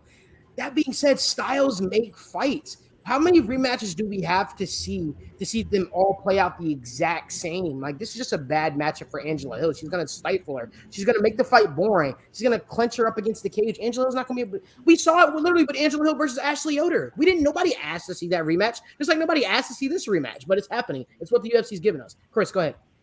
Yo, can I, Daniel? So you said Angela Hill left the UFC, yeah? Or something happened. Maybe she got – but she – whichever, even if she – if so, she did leave the UFC. Why couldn't she stay in the UFC and get better? Tecia Torres didn't have to leave the UFC to get better. But where is she now? Chris, let me ask you, where is she right now? She's back in the UFC. So that's where, if anything, that shows an improvement, right? Michael was talking about it earlier we're looking for improvement. Like, everything. Hold on, Chris. And everything in fighting is improvement. Everything is projecting, right? The fight, no one can predict every single fight because it's a fight. Yeah. It's a puncher's chance. Yep. You have to look for improvements, and she's improved, right? That's what I'm looking at. Obviously, Torres is the younger fighter by about 5 years, but the fact that Hill went out of the promotion and is back now, she's improved, right? So I think that it can't go any worse than it was in the last fight. Yeah, and not for nothing, she left the UFC after she lost to Tecia Torres and then Doug Rose, and then she left to Invicta, and then she won the Invicta title and came back. So it's not like she left and went to, some unknown promotion. I agree with that. But why couldn't she stay in the UFC and get better? Because, like we all say, UFC is the best fighters. So why did she have to leave to get better? What does it matter about the past, though? Look at Brandon Moreno. Say, hold on, guys. Brandon Moreno was cut from the UFC, went to LFA, and look at him now. And I don't have Angela Hill winning this fight, but I don't know if that's necessarily a fair assessment to just put it on that. I think if Tecia Torres, hold on. I think if Tecia Torres is going to win this fight, it's going to be because she's not standing and trading with Angela Hill, which is what Hill wants. Tecia Torres is going to take her down like she did in June 2015 and ride out a split decision victory. That's what's going to happen. Yeah. So, you're taking me around here. I'm not saying that's the reason she'll win. I'm going to say you have to make me lose my train of thought here now, folks, with all the talking. What I'm saying is Tecia Torres is going to win that fight. And the reason, I can't even think. Tecia Torres is winning. I'm after losing my train of thought. Tecia Torres is winning. That's my opinion. Comfortably, by the way. I can't think of what I was going to say. I completely went blank there. Dash, what are your thoughts? My apologies. I got Tecia Torres here. I think she wins again by controlling the ground. It's just a stylistic matchup that isn't in favor of Angela Hill. I think it's pretty much for sure going the distance. I mean, Dorian's talking about Tecia Torres going to get knocked out. She's never been knocked out in her career. She's fought she's literally never been knocked out, never been put out once. She's lost by decision, and so if you were claiming, hey, she's going to lose by decision, I like it a little bit more. But she's not going to get knocked out. Angela Hill's not going to be the person who just says, "Hey, Tecia Torres, here's your first knockout." It's not going to happen. Emotions play a part in these things, But are Tecia Torres' emotions going to? Are Tecia Torres' emotions going to are you saying that her emotions are going to flare up too much and that she's going to expose herself or? Yeah, I think if you watch the presser, you'd see that her emotions flared up when Angela Hill brought up the fact that, you talking about our last fight was pre-USADA. What do you mean? I've never failed a drug test. And Angela Hill was like, you've had teammates who told me you're doping. And she gets all in a rage. And then Dana cut her off because Dana's like, we don't want to talk about this. So I think if that emotion carries over into the cage, she tries to stand and strike with her. And Angela Hill's volume, I don't think anyone here would say Tecia Torres can keep up with that. She can't unless she takes it to I think after one round of her getting pieced up by Angela Hill, if that does happen, is going to be enough. If she's an experienced enough fighter, she's going to be like, all right, yeah, I can't keep doing that. Her corner is going to be like, yeah, you can't keep doing that. And she's not going to keep doing it. She's going to win at least rounds 2 and 3. I think she wins all 3. I think it's a unanimous decision victory. That's if she gets to her corner. If Angela Hill starches her, In the You're first saying round one. You're saying round one Angela Hill starches her. listen, I anything can't is do it. possible. Somebody who's never been knocked out. Anything is possible, but somebody who's never been knocked out before, I don't see it happening, at least not in the first round. I called Usman knocking out Masvidal, and people called me crazy. Malik soon, called me too soon, crazy. too That's soon, why he too don't want to soon. talk about it. Too soon. But too it soon. happened just how I Too said it was soon. happening. Emotions are a real. Man, listen, mans can't duplicate the recipe. And the words of Jorge Masvidal, mans can't duplicate the recipe. And if they fought again, I'm taking, Miami 305. You already know. Taking Jorge. It was a bad night. We all have bad days, except for me. But Daly, what are your thoughts? I said it earlier and I'll say it again. Tisha Torres, although I would say her takedown rate is not great, she had success 6 years ago against Angela Hill, and that's in the back of Angela Hill's mind. You could say it's not, but I think it is. And that's why Angela Hill wants to keep this fight standing, because if she gets pushed against the cage or taken down, what is she going to do? She may get up, but Tisha Torres is going to keep going for those takedowns. And that's why I think Tisha Torres is going to get ahead on the scorecard by those takedowns, because Angela Hill wants to keep it standing, and that is not what's going to happen. In terms of volume, also in their first fight, Tisha Torres landed more significant strikes. It was like 32-27. So, yes, she isn't a better striker than Angela Hill, but she could keep pace when she needed to. And so I think that could also happen again. Especially on the ground, too. Those with ground strikes. significant strikes include ground strikes. Yeah, I'm I know. talking volume on the feet. I don't think Tisha Torres can keep up. Ethan, let's hear from you, my man. So personally, I'm going to stay away from this fight. It does scare me a little bit. Here's one thing I will say, though. I do think that this is one of those fights where the public is going to be all over Angela Hill. I think everyone's just going to kind of see that number, that plus 115, the plus 110, whatever it is. And I think the public is going to be all over Angela Hill tonight. I think tonight's one of those classic nights where you fade the public and you take Tisha Torres. I like Tisha. We'll see, though. I'm not going to bet it, but fade the public. There we go. I think if anybody's placing any type of bet, as you guys know, TWSN betting service is coming out very, very shortly here. If you're betting anything, I would bet that this fight goes the distance. I don't think either fighter gets finished. Yeah. I think they've both been in there with one another. So instead of fading the public, fade Dorian on this one. And this fight is going to decision, no matter what.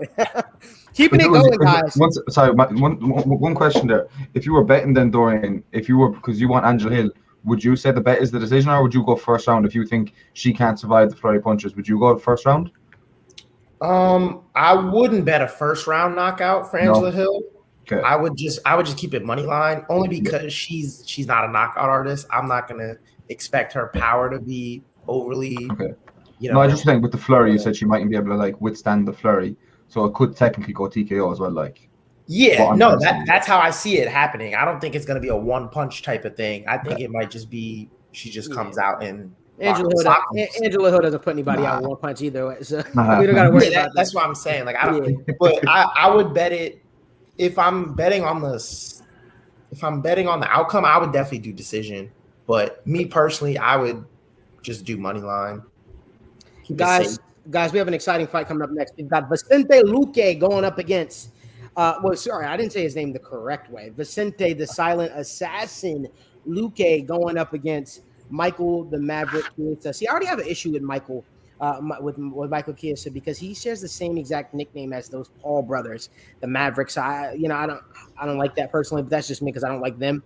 But no, in all seriousness, I've got Vicente Luque winning this fight. I think it'll be a close fight. Earlier on, I told Mike, I said, Mike, I think I'm picking Michael Chiesa, but I'm just not sure if Mike Chiesa is going to be able to keep the fight standing for the entire full 15 minutes. And I think any extended period of time where he's standing up with Vicente Luque, we might see Vicente live up to his nickname, the Silent Assassin. We might see Michael Chiesa go out. But Daly, talk to us here. Who you got? My pick is Michael Chiesa. I differ from you on that, Malik, because Vicente Luque is a hard guy to take down. I think the only fighter in recent memory who has had real success is Leon Edwards. And to me, I think Michael Chiesa, when it comes to just latching onto somebody and those lateral changes where you lock somebody up and then take them down, Michael Chiesa, that's his wheelhouse. Look what he did to Neil Magny. You're telling me he can't do that to Vicente Luque? I think he can. So I think Chiesa gets a unanimous decision victory just off the groundwork. But you know what, Malik? I do see where you're coming from. When it comes to the striking standpoint, Vicente Luque has the favorite because look what happened in the fight against Tyron Woodley. I don't see this being a wildfire fight. I see this being much more measured. Chiesa gets takedowns and keeps going for them. Daniel? I don't know. I'm going with Luque here. I think that, because I've liked what I've seen out of him. Even in that Wonderboy fight, I know Wonderboy was piecing him up, but anytime Luque would get inside, would be able to get inside of Wonderboy, he'd be able to, do some damage. You saw him; he rocked Wonderboy a couple times. So I don't know if we're going to be able to see Chiesa dominate on the ground. If he gets it to the ground for a full round, he will be. But I think Luque, if he can keep the standing, I'm confident that he'll more than likely finish this fight. Let me tell you something. If Michael Chiesa goes into this fight and says, you know what, I'm going to stand with Vicente Luque for anything longer than 50 seconds, a minute, like he needs to be doing what Conor McGregor says he does. He needs to be diving for the legs. He needs to be shooting for the jock straps as soon as these guys touch foot in the octagon. That's the first thing he needs to be shooting from the time his music hits. He needs to be shooting because if he stands with Vicente Luque for any larger part of the time, he's going out. Like a light, like Drake and Travis Scott said, he's going out. And Michael Chiesa is going to see that number next to his name disappear. Not in totality, but it's not gonna be the number he will. He's ranked number 3, right? I'm sure. Chiesa, he's ranked number 3. I think he might be. He's ranked that high, is he? Well, he won't be 5 if he decides to stand with Vicente Luque. He won't. I'm not sure if he will be 5 after that one, but okay, we went to Daniel. Okay, Dash, who we got? All right, so this fight is one of the hardest ones for me to decide. It has been the entire week leading up. I've been going back and forth with myself a lot, but I think I'm going Vicente Luque. His leg kicks and his power are his advantages. It's where he's gonna win this fight, I think. Chiesa didn't block a single leg kick that I saw when he fought Dos Anjos. Like I watched that fight and he was just attacking his leg and Chiesa did nothing about it. Like, yeah, he took him down to the ground and I think that's still going to happen here. Like Vicente Luque doesn't have the greatest takedown defense. I mean, like I know like Michael was talking about it a little bit, but like it's 65% is his takedown defense. And against a guy like Chiesa, who's a good takedown artist and who can control the game, I think it's dangerous. So I would stay very far away if I was a betting man. But I think Chiesa wins if it goes to the ground. I think Vicente Luque wins if it stays majority on the feet. But it's just I really can't tell you. I'm not confident in this at all. Here's the beautiful thing: every round has to start doing what, guys? Standing up.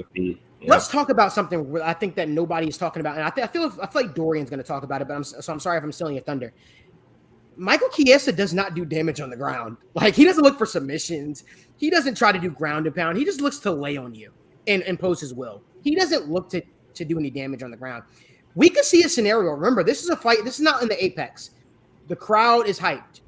This is one of those scenarios where we could see the referee here in the crowd stand them up, and we could see them stand up. And if that happens, that just works in Vicente Luque's favor. I don't know. I just think that Houston crowd is going to be rocking tonight. Chris, what are your thoughts? Yeah, for me, not controversially, I'd say this is Chiesa's fight to lose in the sense of, in the sense of if he can keep the fight on the ground, I think it's his fight to lose in that sense. Like he has the ability. He has to get the fight on the ground. You know what I mean? Yeah, but he can do that. We all know he can do that. Tyron Woodley thought he could do that too. Yeah, but Tyron also tried to throw bombs, though. Let's be fair. He rocked Luque. He did, but he went for a takedown. He shot for the legs as soon as the fight started. After he rocked him, and I don't know. I think we're putting too much respect on Mike Chiesa's name. That's what I'm saying. What I'm trying to say here is it's his fight to lose. If he can't get it to the ground, I'm pretty sure that's basically it over for him. It's that's the only way the only way kind of he's going to win this fight is he needs that to work. I don't think there's a plan B in his locker. That's actually probably the better way to say it.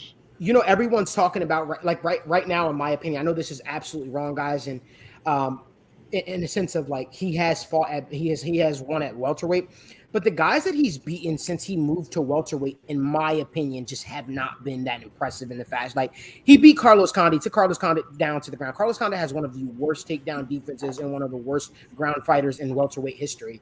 That's proven literally on stats. He beat Diego Sanchez. Who's not beating Diego Sanchez nowadays? Mickey Gall.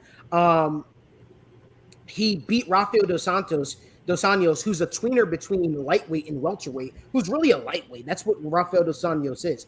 The only victory that I give Michael Chiesa where I'm like, you know what? That is a valid victory. Okay, I'll give him the Carlos Condit one. I'll also give him the Neil Magny one because Neil Magny is impressive to me.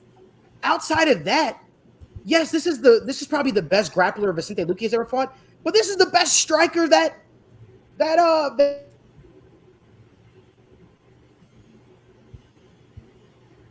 this is the best fighter that Michael Chiesa's fought. So Dorian, I want to go to you, and we're gonna take it home after this with the two last fights. So I like your guys' points. I think this has not only fight of the night, but fight of the year written all over it. I think these are two super duper exciting fighters for way different reasons. Obviously, silent assassin. Luque is just going to come forward with his head up, chin in the air, and throw bombs, try to get you out of here, try to get the finish. He always fights for the finish. Chiesa, he's exciting to me because I'm a big fan of grappling. I think overall, like Chris said, this is Chiesa's fight to lose because I do believe he'll be able to get it to the ground. But Malik, like you said, is he going to go for submissions on Luque? Because Luque, don't get it twisted, you'll get Darst from the bottom if he has the opportunity. Mm-hmm. But I do think Chiesa's grappling is going to be the name of the game, if you'd say. And I do think these two are stylistically some of the hardest matchups at 170.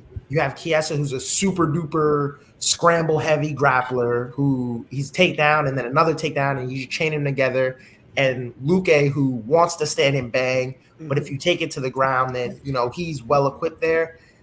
Overall, I have Michael Chiesa winning here. I think it goes all 15 minutes. I think it's going to be a bloodbath, and fight of the year potentially. Stand and bang. Are you seeing this from the ground, or do you think Chiesa survives standing? Do you know what you're saying? It's going to be a bloodbath. What way are you seeing that coming out?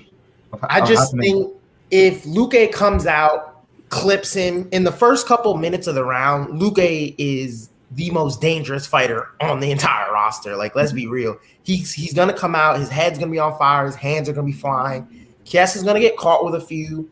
He has a lot of scar tissue. Then he's going to get that takedown. He's going to work a little ground and pound. Vicente Luque cuts pretty easily as well. He's taking a lot of damage. And he's talking about wanting to fight Nate Diaz afterwards. Chiesa's talking about wanting to fight for a title. So I think it's a little bit different. I want to see him win and personally fight Gilbert Burns after because I would think that'd be an amazing grappling match. But I'm not going to jump too far ahead. I think he has to beat Luque first. So here's one thing I will say, though. I don't want to disrespect Michael Maverick Chiesa, even though I kind of did earlier. I do want to say one thing. Mike Chiesa, the last time everyone said he better not stand with this guy or that guy or like that because, he might go out. He did drop Jorge Masvidal. Just throwing that out there. Mike Chiesa did drop Jorge Masvidal with the hand. So if you disrespect the stand-up game of Mike Chiesa, he is a fighter at the end of the day. He is a man at the end of the day. He does have the ability to lay you out or at least drop you. And then he got submitted, though, by the way. Yeah, he did. That was at 55, though. That was a long time ago. 55 career, but we still gotta include that. You know what I mean? Because, I don't think he's gonna do that to Vicente, but still. He has like that powerful overhand left. It's not gonna show up today. I don't think it's coming to work today. All right, so we want to keep it going, guys. I agree with you, Dash, too. By the way, Jose Aldo going up against Pedro Munoz. I'm gonna let Dash start this one off. Wait, Ethan. I keep forgetting you, my man. Ethan, tell us your pick for the Chiesa Vicente Luque. Are we betting on this or are we not? So I think I am betting on this. I think I am going to bet Vicente Luque. You guys said it all earlier. I won't make this too quick. Chiesa is going to have any chance to take this fight to the ground, I think. like Malik said, I mean, case at the end of the day, they're all fighters. They could all stand up and fight. But here's one thing I will say about LaCoy. 5.75 strikes landed per minute and 5.878 absorbed. This guy is a brawler and a well-rounded striker at the same time, and I like those type of guys. So I'm going to bet on Vincent LaCoy tonight. Minus 120. I love the sound of that. Vicente Luque is the guy that I'm going with. I'm telling you guys that right now. But Jose Aldo going against Pedro Munoz. Dash, we're going to let you start this one off. Who we got? All right, this one I actually changed this morning. I had Pedro Munoz pretty much leading up this entire time, but I got Aldo. I know there's some worries for me with Aldo just because he's older and his gas tank isn't phenomenal. It's not. He's not. I don't love him in a 5-round fight anymore, but it's not 5 rounds. This one is it? Is it 3-round coming or is it 5 rounds? 3-rounder, and they're the same age. Yeah, so it's the age isn't as big of a deal to me as much as like just time in the ring in terms of like how I view people in fighting age. But it's like Munoz, I think he's gonna want to bang. I think that's kind of what we see from him. He's gonna throw his ducking overhands. I think that's gonna be his fault. Like I think like the fact that every time I see him go for one of these giant looping punches, his head is straight down to the ground. And I think Aldo is an absolute killer with his body shots, his hooks. He can generate power from at that height. He can hit you with that. I think it's going to be a gnarly lead uppercut that's going to be dropping Pedro Munoz tonight. My man, Chris, who we got in this fight? Okay, so let me start here. My biggest concern with Jose Aldo is the last time we saw him get viciously knocked out was, well, not the last time. He got knocked out with McGregor, it completely changed his career. He didn't look good after. So how is that Peter Yan stoppage going to affect him? Now, for me, I'm actually going Aldo in this fight. I hope he goes. Do you know what? The way I look at it is, I hope he goes back to how he fought Chad Mendes that time in Brazil.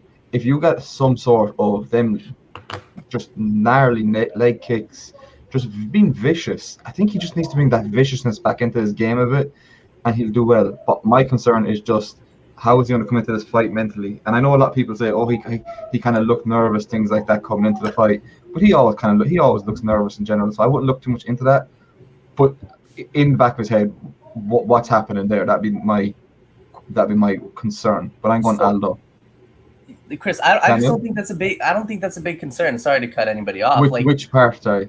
I like the whole. I'm picking Aldo first off. Okay. I just don't think that the McGregor or he changed. I mean, because against Jan, that was a 5-round fight. He looked good in his last fight against Vera. He dominated, right? You can look good and get knocked out. Like you said what? You can look good and get finished. Like yeah, that's fine. But I just don't think that the level of fighting Piotr Jan versus Munoz is completely it's levels to it, right? And I think. Although this fight is not going to the ground, so they're going to stand up, and whether it's body shots as we saw him against Chito Vera, whether it's body shots, he's going to outclass him standing up, and Aldo is I just don't think it's a concern. The McGregor pass or even the I'm not saying McGregor. I'm just saying, for instance, like after that happened, it really wasn't good for him. But his last fight, he performed well. Wait, hold on. Yes and no, because the next fight after that, Aldo became the interim featherweight champion. Yeah. I will say I think Aldo, it didn't help, but look, we have to put some respect on the guy's name. There was a point in time for almost a decade period where he was undefeated, and he was looked at as the best pound-for-pound fighter in the world outside of John Jones. We're quick to forget that. So I just think we got to remember that Jose Aldo, for even being 34 years old, he's still a viable contender. Well, there's no question that, but I just hope we can see that a bit more of the old Jose Aldo is kind of what I'm saying. Mm-hmm. I just want to see him get a bit more vicious, throw them leg kicks. Don't even think about it. Just start swinging, throwing the leg kicks. Make this dude think like, oh shit, I'm in here with a legit like assassin, a killer back in the day. Like, make him think back to when he was that person that was the number 2 ranked, or in some people's opinion, the best fighter in the world at the time. You need to put that into someone's head. So that for me, he needs to do that. He needs to get into his head. And hopefully he hasn't got into his own head with the last fight, is what I'm saying. Dorian, what are your thoughts on this fight? Yes, so I'm not sure I agree with anything you guys are saying right now. I think that Jose out. Well, for one, I'll agree with this. He always does look nervous. I think that's just his face. I have Pedro Munoz in this. I think this is going to be an easy fight. I don't want to discredit Jose Aldo because I understand what he's done, for the little guys in MMA. I get it. But I don't think 35 is the weight class for him. He can make the weight, yes. He's a little bit bigger than the guys, yes. But he's still gun shy. I think he's been gun shy for a while. I think after the Volk fight, it kind of just changed his whole career trajectory. After that, he goes down to 35. He loses to Marlon Moraes. They give him a title shot after that anyway. He looks decent against Peter Yan, and then Yan he's a late starter. He's just gathering information. He's letting you throw whatever you have, and then he's gonna finish you. That's how he fights. That's how he fought against Aljo. So yeah, he looked good against Yan, but that's not saying much because he got stopped brutally, and it was a fatigue thing.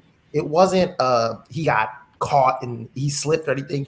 No, he fatigued. He gassed, and Yan put that pressure on him. Then he beats Cheeto. Arguable. But in my opinion, I think Munoz is just going to walk him down, chop at his legs. I think he's going to give Jose Aldo a Jose Aldo beating. That's interesting. I think Jose Aldo of old, he's going to be looking in the mirror at what he used to do to people. Because let's be real, with all the knee injuries, Aldo's not throwing leg kicks anymore. So we can take out calf kicks. Right. He doesn't throw head kicks. And his boxing isn't as good as Munoz's. Let's be real. Munoz probably has top 3 boxing in the division behind maybe Yan and arguably either Corey or TJ. But I love Pedro's boxing. I think if he doesn't finish Aldo, it's a clear 3-0, 30-27. Wow. That's a bad take, Dorian. It's going to happen. Although I think if it goes decision, at least one round goes to Aldo. If it's a 30-27, I will be absolutely shocked. Maybe in Texas. You guys are right. Maybe in Texas, they'll give Aldo a round. But you think the gap is that huge between Pedro Munoz and Jose Aldo at this point? Jose Aldo has looked. Let's talk about it. He's looked rejuvenated at bantamweight. And I just don't see how we look at it. And Pedro Munoz, Pedro Munoz does not move his head. He keeps his head on the center line, especially when he's throwing those leg kicks. If it's a 5-round fight, sure, I'll take Pedro Munoz, but it's a 3-round fight. I think Jose Aldo, starts off like he always starts off. I think he starts off strong. He's the better boxer out of him, Pedro Munoz. Let's talk about it. He is the better boxer out of him and Pedro Munoz. We're talking about Pedro Munoz, who got into a firefight with Cody Garbrandt and almost went out too. He slept Cody. What are you talking about? Sure, yeah. I said he almost went out, but then he slept him. But Cody stunned him as well. I personally think that Jose Aldo has the better boxing. I think the body shots are going to be a lot for him.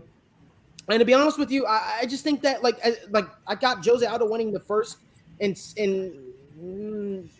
second round, first half of the second round, I would say, and then I think Pedro Munoz wins the third round. But I don't think that'll be enough. I think the leg kicks, the accumulation of leg kicks that everyone's talking about, these thunderous leg kicks that Pedro Munoz has and things of that nature, it won't be enough. Let's also talk about Jose Aldo's the bigger fighter out of the two too. He's the bigger fighter, so. I don't know. I just think that I think Jose Aldo has looked much better at bantamweight. He looks rejuvenated. Pedro Munoz isn't some young guy. They're the same age. Matter of fact, they're 2 days apart. I don't know. To me, I'm just not overly I'm not jumping on the Pedro Munoz train. That's what I'm gonna say. I think Jose Aldo puts on a vintage performance tonight, and I think he beats Pedro Munoz by decision. That's just my opinion, though. Daly, what are your thoughts? I see this fight going very close to how Pedro Munoz's fight with Frankie Edgar went down in August. And by that, I mean, I think this is going to be primarily a stand and bang type of fight. Although Aldo did have Chito Vera's back at one point in time. So if that is a scenario, I could see it favoring Aldo instead of Munoz. Because Aldo, look, he is a black belt in Brazilian Jiu-Jitsu. Hasn't used much of it. But if it goes to that point, he can use it. I would say, though, I think this is going to be primarily a stand and bang fight. Like I just said, Aldo, he has great pot shots with his body work. And Pedro Munoz, I don't know if he's going to be able to avoid those shots. Pedro Munoz, yes, he does have power in his hands, but if Frankie Edgar could find a way to outpoint you, although over 5 rounds, I think in a 3-round bout, Jose Aldo could do the same. Can I ask you guys one thing? Yeah. Sure. Who's the last person Jose Aldo knocked out with his hands? No, we're not. We're not even. Yeah, that's not the point. No, I'm just asking. I think he'll knock him out. I think he'll knock him out. But in terms of the last person, I think it was Renato Cornero. Okay. But just wondering. Wait, but hold on. It's been a minute. But Dorian, no, I don't. At least me, I didn't say he was going to knock him out. So I don't know if that's a fair thing to bring up. No, I did. I said it. Oh, okay. I said I think he's well, going to you're knock wrong, him out. I'm sorry, you're wrong for that. but I think it's going to be a decision We'll based see. on striking. It's going to be stand and bang. We'll see. Yeah. I see one punch being the difference, and like I already told you, I think it's that lead uppercut for Aldo when the head gets ducked by Pedro Munoz. But You see, guys, I think the body shots. I think Aldo's gonna tear that body up. it's that same body shot that I saw it. That's basically the strike that I saw. Like him with those like lead left hooks to the body, just absolutely just destroys you in like 3 or 4 shots. Also, let's not forget who the originator of the leg kicks are. Like of the doing these damaging leg kicks. This is Jose Aldo. Jose Aldo, he put together that game plan against Peter Yan earlier on in the fight. That's why he had a lot of success. He took a round for Peter Yan. By the way, if people don't know who Peter Yan is the best bantamweight on the planet, in my opinion. I think at the end of the day, Dorian thinks Aljo is, but I think at the end of the day, and one person won. who's the current champ? Get out of here. I'm joking. I'm joking. I agree with you. One person's the champion, one person's begging for a rematch. I think that's why Dana White is making that fight free, because he knows already what's going to happen. But at the end of the day, I think at the end of the day, like, you can't tell us that Aljo belongs in the same octagon with Peter Yan. I think they're putting it on ABC, if I'm not mistaken. As they should. It should be on. Hey, the Max Cater fight was the first ever card on ABC. It'll get a lot of ratings. It should be on Disney Channel, because this is gonna be a joke. What he does to Aljo, in my opinion. But you're watching. No, I'm joking. But Oh my god. Oh, guys, we want to. Ethan, tell us who we got here, man. So I actually am going to take Jose Aldo tonight. There we go. You sound like Connor right there calling him Jose. Right, Jose Aldo. So the thing about the leg kicks, you touched on it, Dorian, about Munoz leg kicks. I think that Aldo is one of the best leg checkers in the game. I think his checking has improved substantially. Like Malik said, he touched on it. I think if this was a 5-round fight, I would bet Munoz, but I'm going to lean towards Aldo on the 3-round fight. I like him at -120, so we'll see how it goes. Okay, guys, and we're going to cap it off with Derek the Black Beast Lewis going up against Cyril. I don't know how to pronounce his nickname, but Gan or Gane. Michael Daly could tell you better than I can. But we're going to let Chris start this one off. Chris. I like you let me start with the main event, the last bit of the show. I'm going Derek Lewis straight up. Don't get me wrong, Cyril is an absolute assassin. He's got the Muay Thai. I think that could cause Derek Lewis problems. But man, you can't look past that knockout power. And just the way the dude fights, he fights dirty, he fights nasty. I just think, and if I'm honest, I think it's more that I really want to see the Francis rematch as well.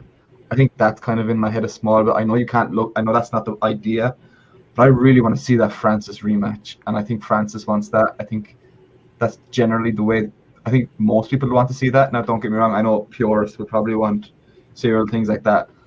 But I think Derek Lewis just does a job here. I think that knockout power is going to be crazy. Not that, Derek Lewis. I don't know what else to say. Because I know a lot of people are going to agree with me and I can disagree with me. I can see one looking right at me and I know he's going to disagree with me. And I'm pretty sure he's going to talk next. So work away, Malik.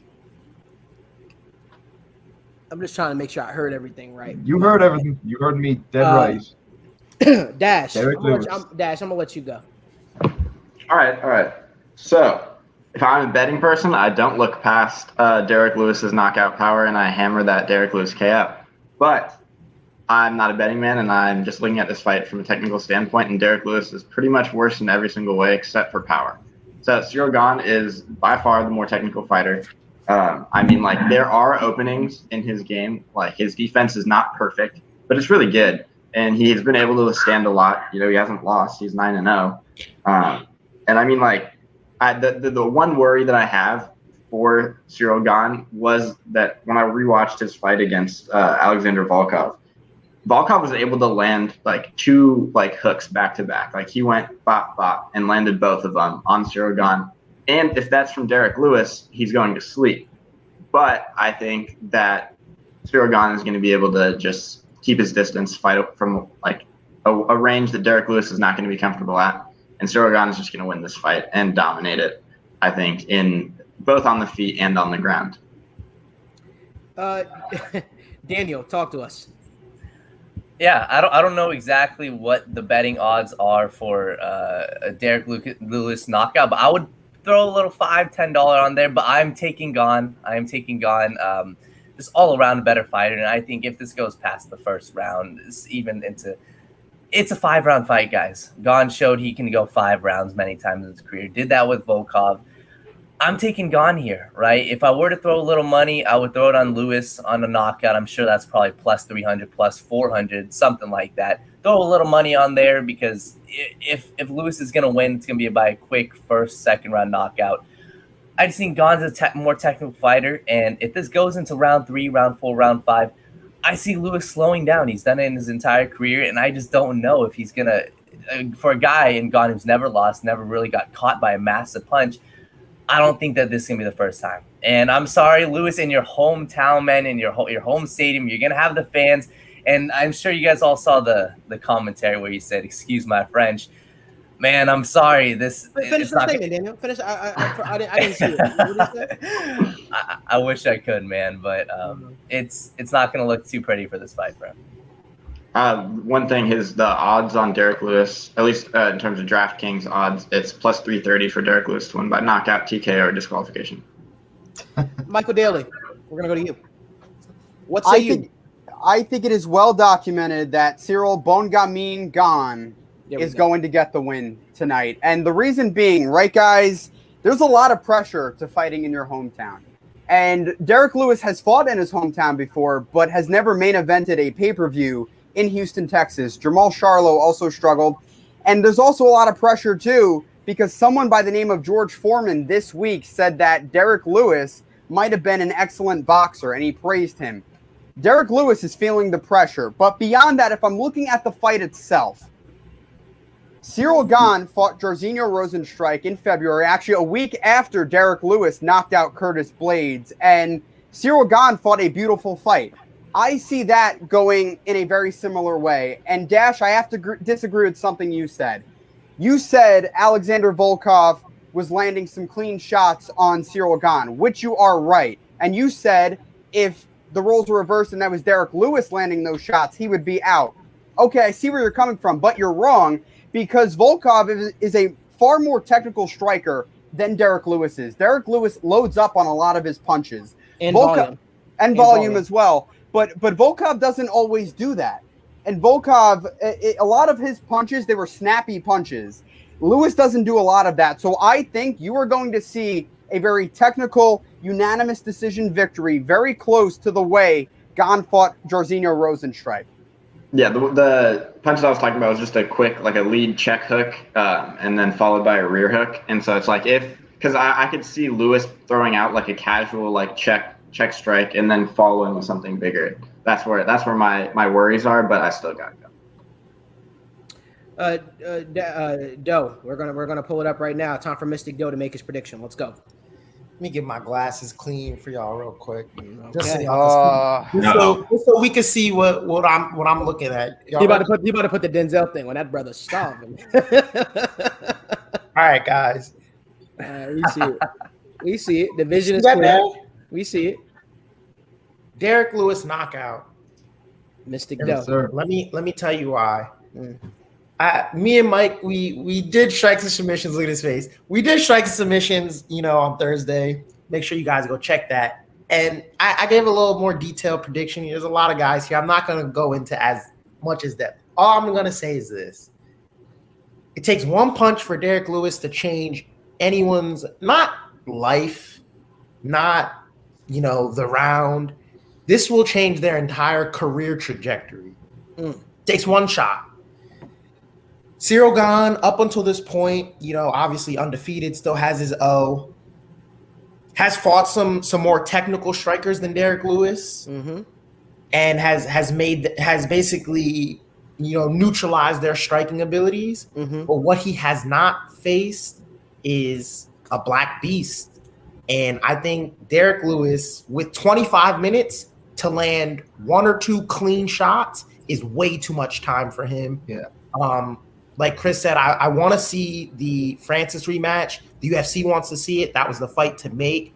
If Francis wasn't traveling the world on a world title belt tour, we wouldn't even be seeing this fight right now. So I'm not here to discredit Gane. He's excellent. If he wins, I'm not going to be upset. But what I will say is, Black Beast ain't nothing to be played with. And Michael, it is not. It is not. You're right about that. I'm glad you brought up the George Foreman thing. I saw, I don't know how true it is, but apparently he was training him, and that's why he has the Knockout King with the boxing gloves on his chest tatted on him. And then George Foreman actually cut him off and stopped being friends with him when Derek Lewis ended up choosing MMA over boxing. So anything George Foreman says this week is probably just salty. So I'm not heeding any credence to that. He's a legend, but Derek Lewis, knockout. I see second or third round, and Gane's impenetrable defense gets penetrated by the Black Beast.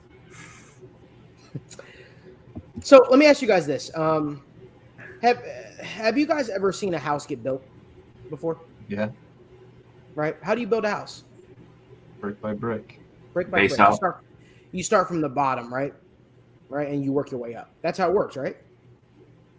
Hello, I'm asking. Yep. Right? Okay, there we go. Okay. Bottom up. So Wouldn't know. I'm not a carpenter. Right. So let me ask you this: if you want to demolish a building, right? How do you do it? Do you do it from the top or do you do it from the bottom? Probably the bottom. I honestly don't know that one. That one's like a tougher one. I figured you just go straight through. You start from the bottom and everything else falls. Okay. If you ever seen a stadium get demolished, the same thing. You start from the bottom. That's exactly what's going to happen tonight. You attack the legs, the head will fall. Conor McGregor said that once. I think that we're going to see Derek Lewis get immobilized tonight in his hometown. I think the legs are going to be like noodles by the time the second round hits. I think let's also talk about Derek Lewis doesn't have a high output. The guy doesn't have high volume. The guy waits for you to get close. Who's one of the best distance managers in the UFC? Forget the heavyweight division. In the UFC. Gone, right? Gone will kick out Derek Lewis' legs. And Derek Lewis isn't technical. I could see Derek Lewis throwing a lot of shots falling over and stuff because his legs aren't up under him by the second and third round. He won't have any power. Where does your power come from when you swing a power punch? It comes from your leg. Well, guess what? Cyril Gane realizes that. Cyril Gane is going to immobilize Derek Lewis in his hometown. And then he's going to have his way in the later stages of the second round, the third round. Because, like to Daniel's point, Cyril Gane is then going to go to the body. It's going to be a classic job. Legs, body, head. Legs, body, head. And don't let the fight hit the ground. Because Derek Lewis is like a fish out of water when his back hit the ground. You ever saw DC versus Derek Lewis? I sure did. I am not saying Cyril Gane is DC, but what I'm saying is Derek Lewis isn't a good ground fighter. He's not good off of his back. He's like Greg Hardy off of his back. Terrible, awful. So I say all that to say what? Cyril Gane will be the interim heavyweight champion after tonight.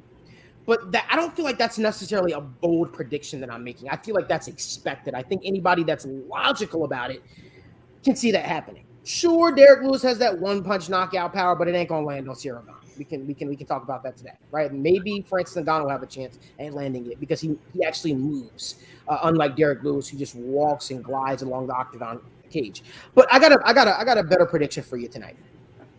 Tonight will be the last time we see Derek Lewis in the octagon. It will be his final fight in the UFC. He thought about retiring before. He said, at the end of the day, he does it because he likes to fight. Essentially, he said he don't even like fighting actually. But another thing he talked about, he said it wasn't really about belts. Right now, he's not even thinking about belts and stuff like that. I just think that this is a perfect close to Derek Lewis's career because let's face it, this is a title eliminator for him for life. Like he's never getting a chance at the UFC heavyweight championship again if he loses tonight against Cyril Gane. I think the heavyweight division will pass. I think this is his last opportunity to actually win the belt. And I don't think because Derek Lewis has thought about retiring before, I don't think he's in love with the sport. I don't think he needs the sport as much anymore. He has so many opportunities outside of the sport. Maybe he wants to retire on a high note. And I know him and Greg Hardy have a little beef. Maybe that'll be his final fight. He knocks out Greg Hardy. Who knows? But at the end of the day, I personally think tonight will be the last time that we see the Black Beast Derek Lewis in the octagon. I think after he loses to Cyril Gane, we will absolutely see him take off his gloves and we will see him give one of his last iconic post-fight press speeches. And I'll leave it at this. Derek Lewis, although you were not the most technical, although you were, in my opinion, you were like a shot in the dark. You are the Deontay Wilder of MMA.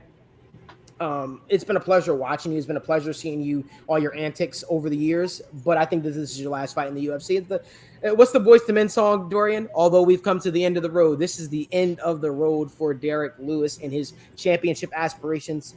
And his final fight will be in his hometown of Houston, Texas. And Cyril Gane will be the last person to beat Derek Lewis. But Ethan, tell us what your prediction is. Take us home. Are you betting on this fight? And then afterwards, Ethan's going to be giving his perfect parlay piece for this card, guys. Yeah, so actually, Gane, he finishes my parlay piece, Malik. Menafield, Fiziev, Gane, plus 143 parlay is what I'm going with tonight. Look, what do you get out of Derek Lewis when you take away that right hand? Nothing. You get a funny guy on social media, maybe. Good entertainer. Gane is one of the smartest fighters I've seen in a long time. He doesn't let his ego take control. That's a big thing. He doesn't care about getting a knockout. He doesn't let his ego take over. He just wants to win. And one thing that Gane said the other day at the press conference that I really liked personally was he's been in these pressured situations before. He's fought, I think he's fought a Canadian fighter in Canada at that home crowd. He's literally been in this situation before. He doesn't get pressurized in these type of fights. Like Malik said, I think this is going to be Derek Lewis' last fight. And I think the UFC kind of set this up perfectly, putting Derek Lewis in Houston in his home ground. They know he's kind of on his way out, and they're putting him against a guy like Cyril Gane. So Cyril Gane, there is a reason this guy is the biggest favorite of the night, in my opinion. I think he's just going to take control of this fight. Absolutely. So you heard it here first. Ethan, if you can, one more time for the audience, repeat your perfect parlay piece just so they can listen to your and heed your advice and not Dorian's Derek Lewis take. I respect the pick, Dorian, but Black Beast is done, my man. So Menafield, first leg. Fiziev, second leg. Gane, third leg. Menafield, Fiziev, Gane, plus 143 parlay. I also got 3 singles in Casey Kenny, minus 120. Vicente Luque at minus 115. And Jose Aldo, minus 115. Let's get some wins tonight. We love to see it. And I know Dorian is literally grimacing over there because none of those were his picks. But, at the end of the day, we love Doe. We do. That is our guy here at TWSN. And you know what? He's been more right than he's been wrong against us. So I'm going to listen to him. Like, I might even talk to Dorian after this. Like, yo, Dorian, tell me what I should do. But no, I'm joking. Guys, thank you so much for tuning in for another great UFC 265 show. We have a huge next 2 months planned here as we got UFC 266. 6, 7, and 8. They're all planning to be some great cards. And you guys know this is going to be the crew here that you see with addition to Nader. You guys will be hearing our takes. You'll be able to hear our opinions, and we appreciate you guys. We hope that you guys win a lot of money, and we appreciate you guys for always supporting us. Make sure you download the TWSN mobile app, subscribe to the TWSN YouTube channel, and we hope you hit on your parlays tonight. And it's going to be an exciting night of some fights, and we're excited to get this thing on. So thank you guys for joining with us, and we will see you next time on the TWSN YouTube channel. See you guys. See you guys.